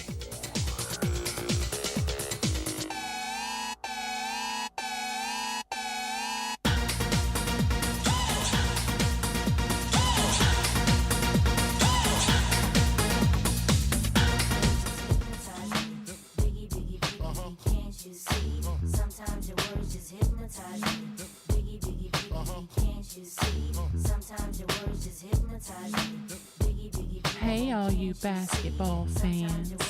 If you're like me and you just can't get enough of Basketball Friday Night, then come join us and you're in for a real good time. Now to my Big Daddy, Ryan Epling. Go, Big Daddy. Well, at least Big we've Daddy, now got, they're calling you out. It just gives you a Basketball Jones, Right? I mean, we made it to the final episode of season 6, and they got me again. I'm waiting on the clip. Oh, let's not talk about the clip. It's got to be there, Fred. Get the team on it. I repeat, and I will carefully say this: never quote words that you don't want to be directly attributed to you in an audio medium. Because if you say it, they'll cut it. It's there. It's there. And then you said it. The attribution part tends to get cut out of this. That's what I learned in quoting the former Senator Robert Seaburg, the late Senator Robert Seaburg. There you go. And it's archived for all time. For posterity. Yes. Yes. Yep, sure is. All right. Basketball. I'm going to tell my Vicky Bullet story in a moment, since we got Rick, who works for the Martinsburg Journal, and Rick, who mentioned Vicky Bullet, tried to catch me off guard 2 weeks ago. Couldn't do it. And you did turn the tables on me. You and the Greenbrier West coach, by the way. Yes. Left me and Joe Linville laying on the side of the proverbial media road as we were quizzed live on air. Hey, and it happened again tonight with a trick question, Rick, that Ryan pulled out. He pulled out a trick question tonight. Me and Bill were we were befuddled, as we said. We were flabbergasted. Yeah, and there was no right answer. There has Ryan? there has not been a season that there have been two boys basketball teams in West Virginia finish undefeated in the same year, and that has an opportunity to happen this year. I was watching that upstairs. Yeah. I saw it. You saw us just wilt underneath the pressure that Ryan applied, knowing there was no correct answer. I was waiting for the Jeopardy theme in the background and watch two grown men just be brought to their knees. Hey, I think the sweat beads were from the lights. The lights were doing it. I blame it. It wasn't us. It is a little warmer here than It is a little warm. And it's supposed to snow tonight, so there you go. Yeah. Say what? It was 80 yesterday. He brought it with him from up north. We have snow coming tonight. Not significant snow, just not flurries. what you're used to. No, it's Monday in Cosworld, basically. Well, several feet of snow is mundane in my world, but not in the world of the Eastern Panhandle when 2 inches of snow cancels the world. Everybody's running out for all the milk, all the bread, and of course, the toilet paper. That is the third essential of the. Well, when you drink all the milk and eat all the bread, and we'll just leave it at that. Basketball. Yes, I'm ruining this show like I predicted.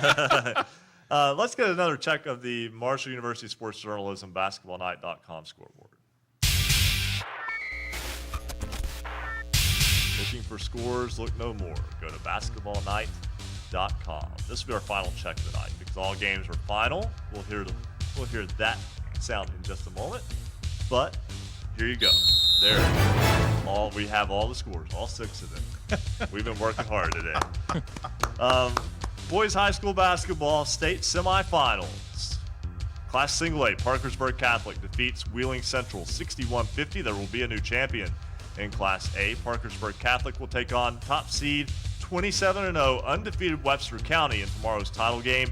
Webster County defeated Trinity Christian 45-42 in the second Class A semifinals today. That game will be at noon tomorrow. Webster County and Parkersburg Catholic. In Class AA, Fairmont Senior impressive. The Polar Bears defeat Bluefield 64-32. Can't remember a Bluefield team being handled like that on the state stage.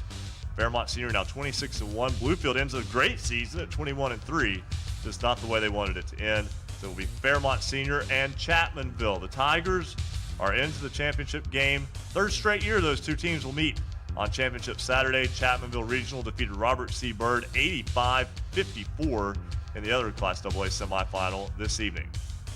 Class AAA, number 1 Martinsburg 27-0. The Bulldogs undefeated after beating Capital 60-57 will play in the AAA state title game tomorrow night against University. The Hawks 23-4 after defeating Cabell Midland tonight 71-52. It will be Martinsburg and University at 7:15 tomorrow night in the final boys basketball game, final basketball game of the 2018-2019 season in the state of West Virginia. That is a check of your BasketballNight.com scoreboard. I'm Big Daddy. Oh, they found it. There it is. Yep, I was just quoting Robert C. Byrd. Those were the words he said, maybe even in this room. It was on a visit to Marshall University. It was about 10, 12, 15 years ago now. It may have been in his room. You're But right. it ages well. Yeah, it was 10 years ago when I first told the story. Now it's 15 because time keeps moving on. It's hard to believe how that goes. But yes, I believe it was in this very studio. I didn't really catch that. What is that clip? Could we run that again? I'm Big Daddy. And you can hear the laughter too, because they knew right then that I'd messed up, and about a second later it dawned on me that I'd messed up by quoting directly. I'm Big Daddy. Yes. Okay. So let me tell my Vicky Bullet story. Moving right along. Coach Morrone, you mentioned 2 weeks ago, you asked me who the best girls basketball player or women's player to ever come out of Martinsburg was. And I, surprisingly to myself even, immediately answered Vicky Bullet, Olympian, gold medalist, proud West Virginian. Very decorated. What I did not get to mention to you, Coach Morrone, is that I met Vicky Bullet. It's been 25 or so years ago It was at the Huntington YMCA basketball camp that was run by Don Smith.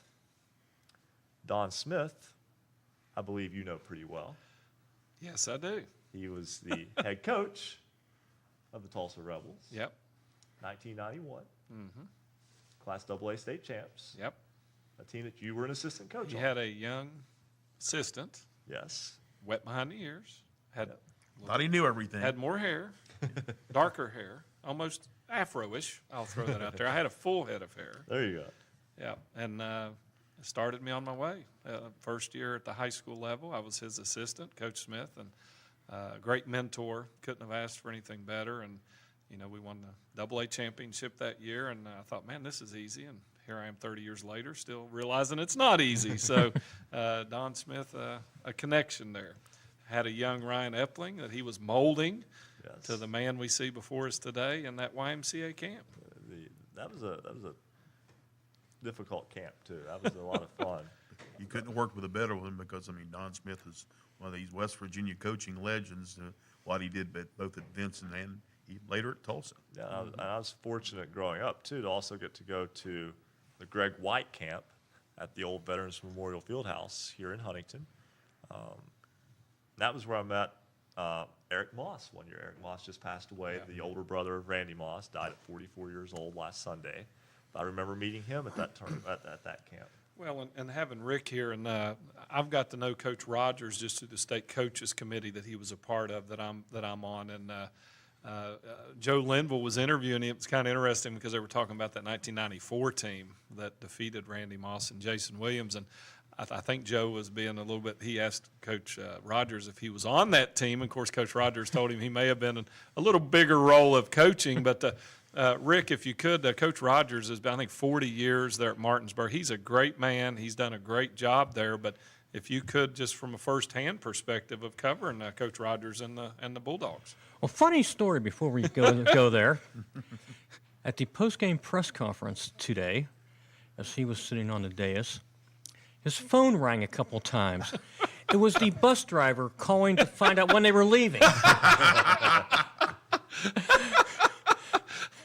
And then other people's phones started dinging and chiming, and Grant Hardman says to him, "Coach, I need to show you how to turn off your ringer."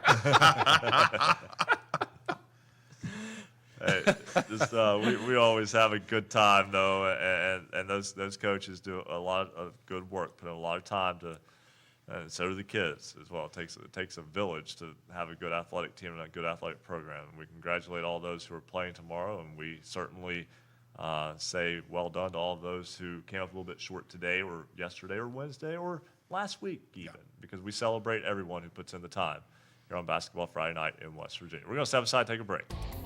We'll be back. Only a half hour left in our season. 1 day left in the boys basketball season. Back with more after this on Basketball Friday Night in West Virginia here on the Fast Break Sports Network. Basketball Friday Night in West Virginia will return in 2 minutes on the Fast Break Sports Network.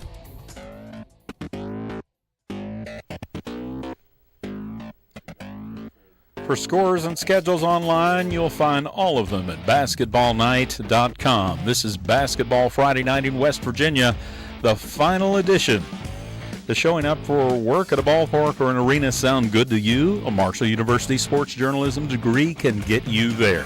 Sports journalism in Marshall is serious and it's big business. Sports media and communications careers are some of the most competitive and marketable worldwide. We'll prepare you to think critically, report accurately, and artfully tell the stories on and off the field or court. If this sounds like you, the Marshall School of Journalism is ready and eager to start your journey. Learn more at marshall.edu/SOJMC. Welcome to episode 88, coming from the studios of WMUL 88.1 FM. Congratulations to all of our standout athletes of the week, including our final standout athlete, Maddie Winters, for the Magnolia Blue Eagles. She joins R.J. Klein, Jesse Muncie, Anna Hamilton, Jordan Kish, Madison Blankenship, Marley Washenitz, Taylor Dunford, Tyler Gray, Ethan Davis, Levi Carrico, Reagan Sharp, and Hunter Adkins. They were all chosen as the standout athlete of the week. Go over to our website, basketballnight.com. Check out all the stories about each and every one of those athletes that were nominated by you. You got a few moments left to vote in this week's poll. It's over on the right-hand side of our page. And a shout-out to Madison Hara, Ryan, Kathy Kozlowski, and WVU grad. Joining us on Twitter, they're part of the Basketball Friday Night in West Virginia family.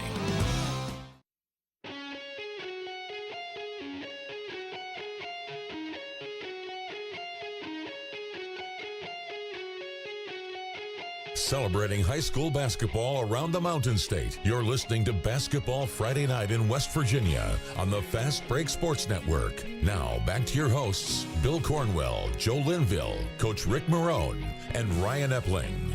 11:34 on Basketball Friday Night in West Virginia. Ryan Epling, Ric Morrone, Bill Cornwell, Rick Kozlowski, all with you in studio tonight as we get set for Championship Saturday in the Boys State Tournament. The matchups are set, and one of the voices that you will hear calling those games, and have heard calling those games over the past week and for several years now, Fred Persinger of Metro News joins us now on Basketball Friday Night in West Virginia. And Fred, we say it every year, but it remains true. Great storylines going into this championship Saturday. Yeah, I think really all three games have a chance to be very, very good. And, we've not been able to say that over the last few years. We always have one game maybe that's decent. And when I say decent, I'm just talking about games that really are close. It's exciting to watch for the fans, for broadcasters, or whoever. But I think the three games coming up tomorrow, I think they all have a chance to be very, very good. Let's start with the single A game tomorrow, Parkersburg Catholic and Webster County. Parkersburg Catholic was very, very good this morning against Wheeling Central. Yeah, they were, and they have they're on kind of a mission, because if you remember, when you go back to the quarterfinals, and when they beat Notre Dame, that was a team that had beaten them on the regular season, so they got a little revenge there. Well, then today they had to play Wheeling Central, and Wheeling Central was a team that knocked them off a couple of times in the regular season. They got revenge there. And then, ironically enough, they've already played Webster County once in the regular season. Webster County won rather handily, so they'll be trying to get that. And in the meantime, if they can get that revenge, then they'll have a state title with them. And for Webster County, what a dream season for the Highlanders. Undefeated, able to sneak past Trinity in a very tough defensive game today. And they're trying to make a little history for themselves. Oh, they are indeed. I think Michael Gray's got a really, really good basketball team. I've said before, if you win 26, 27 in a row of anything, then you've got to be pretty good. So you watch them play, and, I mean, they are really, really talented. He's got a lot of talented kids that play. I think when you watch the ball club, they play together as a team, and you got to give them credit. I mean, I think Cole Taylor is as good a player in single-A basketball this year. He's a 6'4" senior, and Dorian Groggs has played well this tournament as well. So I think it's Webster County's to lose. However, Parkersburg Catholic will provide a stiff test tomorrow. That's for certain. That should be a great matchup too. And Kate Ullman's had a spectacular tournament. Looking at Double-A, I think this is the game that everyone kind of has looked forward to all season. Chapmanville and Fairmont Senior, they've already played once this year. They've met in the title game the last 2 years. They'll do it again tomorrow. And, wow, there aren't two teams playing any better than they are in West Virginia in any classification right now. I'd have to agree with you. And, you did mention they met once in the regular season, but that was way back in December. It was at Chapmanville. Chapmanville won that one, I think, by 3 points. And it's just one of those games where, like you said, it's a matchup that I think everyone wanted. I think Dave Retton wanted it. I think Brad Napier wanted it. I think they all want it. Let's match it up on the floor and see who really has the best Class AA team this year. A lot of folks, and I thought Chapmanville Regional played extremely well tonight. I think they showed a lot of strength in all areas. A lot of kids, a lot of people think it's just the big kid inside, but no, they've got a lot of talent on that ball club. So I think it's going to be really, really, really good. It's two good coaches. They know each other extremely well. They've watched each other this week. They know what to expect. Matchups, I think they're pretty even. I really do. I think when you look at matchups, you think, well, Chapmanville Regional's got this big kid inside, but I'm telling you, Jalen Bridges, he plays as good as any big kid you're going to see. So I think it's a really, really good matchup tomorrow. That game will be at 2:30 tomorrow, and then the AAA title game tomorrow night. Martinsburg goes for an undefeated season. University's in its first state title game. I mean, something's going to happen that's historical for one of them tomorrow. Yeah, it is indeed. And, Martinsburg, there's been so much talk over the years about what Dave Walker's done in the football season, and now all of a sudden Dave Rogers is getting a chance to toot his own horn, if you will. And, they're 27-0 right now. They got a great ball club. They have so much talent. It doesn't make any difference where you look, whether you look at Teddy Marshall, who's the leader, or Qualik Bush, who I think is playing extremely well. They get a lot of great play off the bench. And Trey Sager, I think Sager's a great kid coming off the bench for them, and Anthony Smith as well. And Grant Harmon may be a football player, but, man, he's an excellent basketball player as well. So they've got a lot of talent, and probably the best backcourt together in the state has to be Matheny and McClurg from University High. And certainly Joe Schmidl today, he can't. He said he was so happy because when we had him on the broadcast after he won, today's his birthday, so he was thrilled to death to get the birthday gift of finally making it to the championship game. That should be a great game tomorrow night. And Fred, one thing I was asked to ask you is that over the course of your broadcasting career, and you're able to kind of draw back names and moments of games that you've called or been have worked on for several decades now. How are you able to kind of keep that clear in your mind?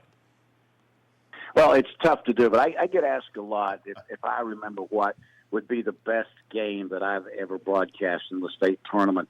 And I still have to go back several years when I had the opportunity, and it featured Parkersburg Catholic against the old Mullins Rebels team. And when Herbie Brooks scored the 50 points, which is still the state tournament record for an individual score, and that was without the three-point line, I would have thought by now that thing would have been broken. I really would.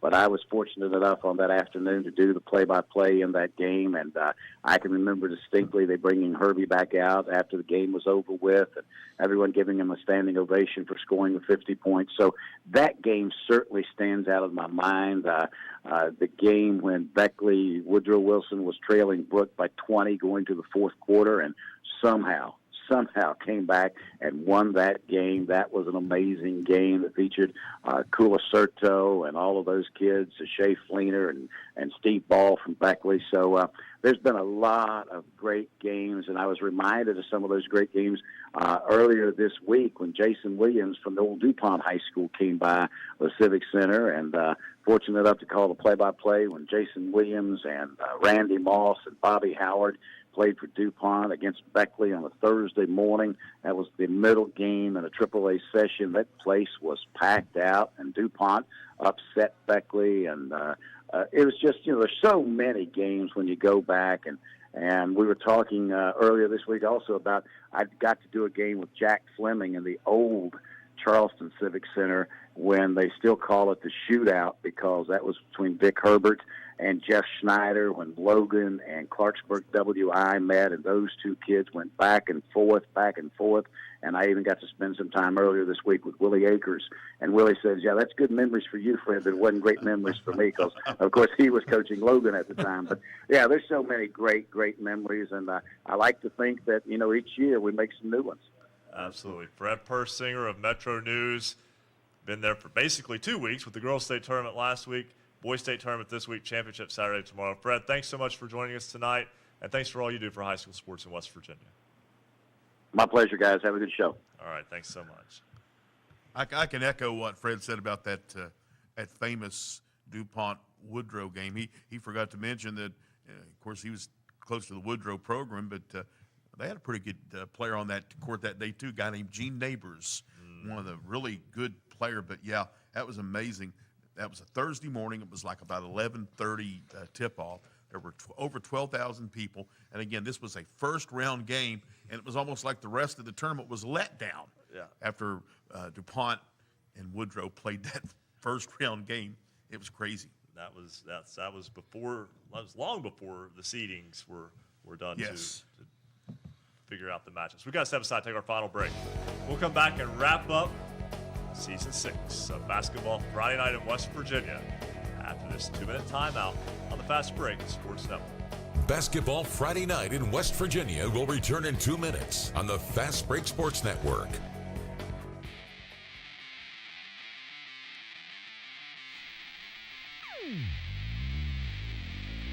If you love basketball, then there's been no better place to be on Friday nights after the game. This is Basketball Friday night in West Virginia. Special thanks to all of our affiliates carrying Basketball Friday night this season, including 1360 AM, 97.1 FM, WHJC in Matewan. You can also hear us on 105 KQV, WKQV in Cowan, 105.5 FM, and heard in Braxton County on 106.9 FM. We're also on 103.7 Jack FM, WQWV in Fisher, the Valley's Watchdog, 1600 AM, WKKX Wheeling, 1370 AM, WVLY Moundsville. Jackson County's home for Southern Gospel, Singing News Radio, 92.5 FM, WTHMLP Ravenswood Ripley.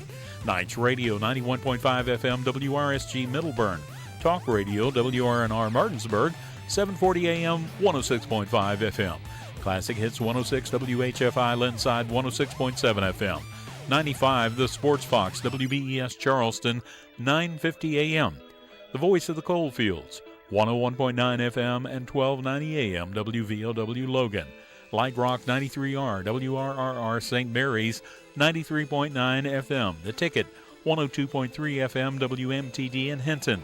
The greatest oldies of all time, 98.5 FM and 101.5 FM, WQAZ-LP Edmond Beckley. Tuned for you, Yap Radio, 101.7 FM, WYAP-LP Clay. 104.5 FM, WASP-LP Huntington. 101.1 FM, WVWP-LP Wayne. 90.7 FM, WFGH Fort Gay, and Marshall University's flagship station, The Cutting Edge. 88.1 FM, WMUL in Huntington.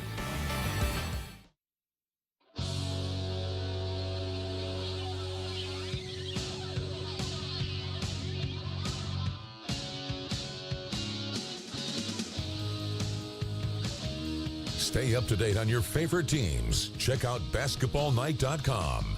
Now, back to Basketball Friday night in West Virginia with Bill Cornwell, Joe Linville, Coach Ric Morrone, and I'm Big Daddy. Ryan Epling. You all put way too much work into that. You know that? It's all good. It's all good. This is Basketball Friday night in West Virginia, 11:46 on the program. Bill, you're enjoying that way too much. I am, I tell you. You know the backstory and all the joke that goes behind that. Yep. So certainly having a good time, as we always do here on Basketball Friday night in West Virginia. Just one more day of basketball, Coach. Yep, one more day, and we'll have all the action for everyone tomorrow, all 3 championship games. We'll have live on-site coverage, so hopefully everybody can follow the games if you can't go in person. But it's a culmination of a great season, and Rick, it all comes to a head tomorrow. All 3 classifications will be crowning champions again tomorrow. It really goes by quickly once it gets up and running, and should be a great day in Charleston.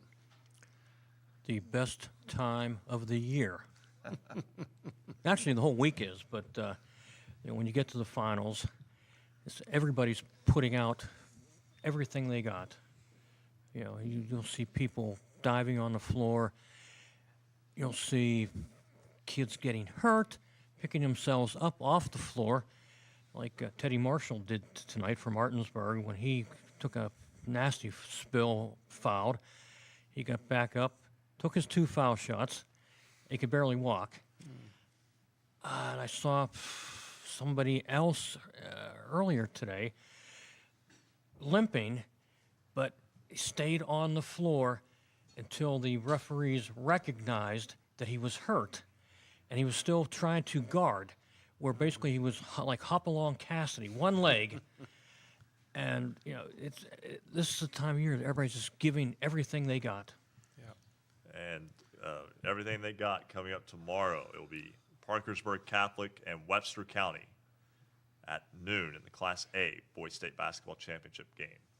At 2:30, it will be Fairmont Senior and Chapmanville in the Class AA State Championship game. At 7:15 tomorrow night, it will be Martinsburg and University. One trend that we've noticed throughout the course of these tournaments the last 2 weeks, Bill, last week, the number 1 seed won all 3 girls' state championships. This week, the number 1 seeds are in all 3 boys' state championship games. What's the term they like to use now? It's chalk. Chalk. Yeah. It is chalk. And I mean, there's an opportunity for chalk tomorrow, but and a lot of people that support seeding systems, NCAA or in this case the high school ranks, they just like to say, well, the seeding actually works because who we determine as the top team, well, obviously they're getting the job done, they're running the gauntlet, and they're getting to the championship game as we project them to be getting to or should be getting to. Well, we have the in 2 of the divisions, 2 top 2 seeds playing. Yes. Yep. Martinsburg and University in AAA, and then in AA. Geez, I'm gonna get this wrong. I know the teams are Fairmont and Chapmanville, but which one's 1 and which one's 2? I'm like Chapmanville's 1. I'm having a brain cramp for a second. Yes, thank you. And that brings us to basically where we need to say our thank yous here on the program. It takes a small village. And if you could see the view I had right now, you would understand the village has grown back behind cameras, 1, 2, and 3 here in the W. Page Pitt School of Journalism and Mass Communications in the Communications Building at Marshall University. So I do want to take this time to say thank you to all of those who help out with this program. It's a long list of names. You're going to be surprised how many people are behind the scenes of this little 3- and 4-man broadcast crew that we have every Friday night. I want to thank Fred Dameron, Marcus Constantino, Mike Stanley, Kyle Powers, Jordan Mounts, Vivian Littleton, Joey Buckets Doss. Where's Joey Buckets? He got a nickname. Yeah, First year on the show, and he got a nickname. And then he hadn't come back. All right, we'll have to work on that next year. Maybe he didn't like that nickname. I don't know. I'll take it. Mikey Ferguson. Or they could call him Little Daddy, maybe? No. I wouldn't do that to anybody. We'll just put it that way. Leslie Wilson. Nick. Okay, guys, I'm going to have help with some of these names here. Nick. No, I know Mattawa. It's Verzolini. That's the one. That's the one. I think I got that one right, too. How about that? Andrew Rogers, Luke Creasy, Spencer Dupuis, Rick Kozlowski, Larry Lonstein, Brian Sexton, Dr. Chuck Bailey, Sandy Johnson, Janet Dooley in the W. Page Pitt School of Journalism and Mass Communications at Marshall University, Rick Morrone, Joe Linville, Bill Cornwell, Bo Anderson, and everyone else who helps us with this program every Friday night. Didn't realize there were that many people involved, did you? You know how long it took to put that list together? Took some time. Yeah, Took some work. And here's the scary thing. I'm sure we forgot somebody along the way. There's a lot of people that, Allie. the voice that people the hear person when they call. Yes. Told you we'd forget somebody. How can we forget Allie? Well, that's because we don't talk to Allie. That's what happens. I do every week. Yeah, Rick does. Yeah, Rick Kozlowski. Yeah. And the beauty of the show is that this is a year-round effort. This is not just a December through mid-March effort because Fred Dameron and Marcus Constantino are out scouring for affiliates and trying to keep affiliates in line during the summer and during the spring. And we have meetings at times or dinners to kind of discuss future of the programs. So this is something that more active some parts of the year than others. We talk about and we plan and we look all season long and all year long to make this the best high school basketball show anywhere. We are now up to 25 radio affiliates throughout the great state of West Virginia. We've almost got it covered corner to corner. And if not on radio, cable TV, and obviously our online presence. Yes, and again, I always, at basketballnight.com, that's a very involved site. But Marcus and everyone who helps out with that site, they do a great job of keeping that up to date. That's a big undertaking. Also, the Twitter feed at @hoops_roundup. We're up to 4,700 followers, I believe, on that. It's grown and grown and grown, and we'll work on the follow count next year. We haven't really worked on the follow count like 2 years. We just kept putting out information, and but the job they do with that, and Coach, you see it from both perspectives. You see it from this side. You see the work that they do behind the scenes, but you also see it as a coach, and what the work that they do to help kind of highlight not just your kids, not just the kids who are playing the state tournament this week, but we try to highlight basically everyone who plays basketball in the state of West Virginia, give everyone at least a moment to shine, so to speak. Yeah, and I think that's the greatest service that the show provides. And, even though Kaz didn't get to hear Maddie Mace's responses, but, you heard someone who's one of the premier players in the state, I think, boys, girls, whatever. She was nervous and excited about being on the program, but gets a chance for people around the state to hear and to celebrate, and that's what this show's about. That's what it started about those many years ago, Ryan, when we were upstairs.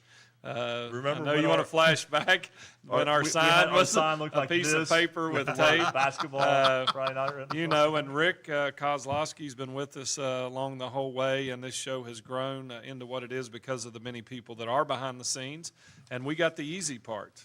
We get to be out in front, but it's a labor of love, Ryan, and I think that we all enjoy doing it because of that. And it is one big family, and Kaz trying to help us out and bring back memories. There right you go there. with Yeah. the walk down memory lane. There it is. So a lot of fun and a lot of appreciation from the coaching side, I can tell you, to celebrate and to really put some of West Virginia's best and finest out in the forefront and shine a light on it. There's a lot of negative things in the world today.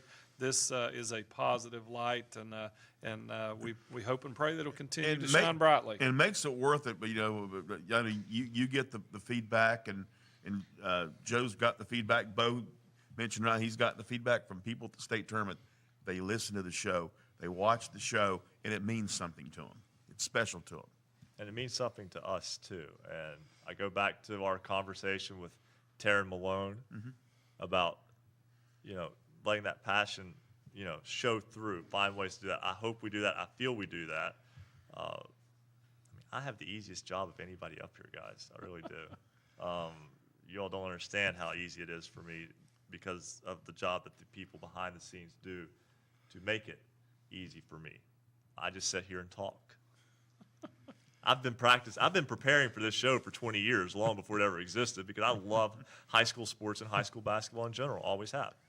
And that's something that I've been able to, share with family. I think that's also important. And one of the good things we've been able to do this year is to encourage student journalists, because not only Taryn, but the young ladies at was it Hedgesville? Yes. Who do an outstanding job, and it's been a lot of fun having them as part of the show. Yeah, it was hard to follow them. I mean, they did a great job, Morgan and company. Yeah, absolutely. And I'm amazed at what I see that goes into this program. Absolutely. I'm just a guest who comes on and does wacky stuff, and it's just incredible. And I'm honored to be on the show. I want to ask someone behind camera to come out here and join us right now. She's our MVP in many ways, Sandy Johnson. She keeps us. You all don't understand what she does for us to keep us fed, and all the work that she does behind the scenes for us. Sandy, we thank you. She's the show sustainer. She is. Come on up here, Sandy. Thanks so much. All the guys. Appreciate that. And there's more, but we'll talk about it after we go. And Joe Linville. We're just getting started. Yeah, being able to bring in some flowers and just to show our appreciation for Sandy and for all she does for us. Sandy, thank you. Thank you. All right, and you guys are awesome. Hey, you're awesome. That's what makes this program work. And, guys, we're in the last 10 seconds. Big games tomorrow. Everybody bring all games. Yeah. Bring them all out. Let's bring everyone in here as we're just about set to wrap up another season of Basketball Friday Night in West Virginia. The whole family's here. The family's in the house. Family is here. And no one's fighting. All right, and I just want to say from everyone at Basketball Friday Night, until next time. Thank you. Thank you. There we go. And then there are 10 more seconds, so just hold on tight. That's what, see, again, I like to have a little bit of fun with them. I'm going to make them stand here for a while. Make sure you guys enjoy this with us, too. Now, 10 seconds left in the program, guys. Let's try that one more time. We'll do it better this time. Thank you for listening, and for everyone at Basketball Friday Night. Until next time, thank you. Thank you for listening to Basketball Friday Night in West Virginia. Tune in next Friday for the latest high school basketball action from across the Mountain State. Visit basketballnight.com for our show archives, the poll question of the week, and the basketballnight.com scoreboard. Until next time, have a great weekend, and thank you for listening to Basketball Friday Night in West Virginia. The preceding broadcast was a presentation of the Fast Break Sports Network. Copyright 2019. All rights reserved.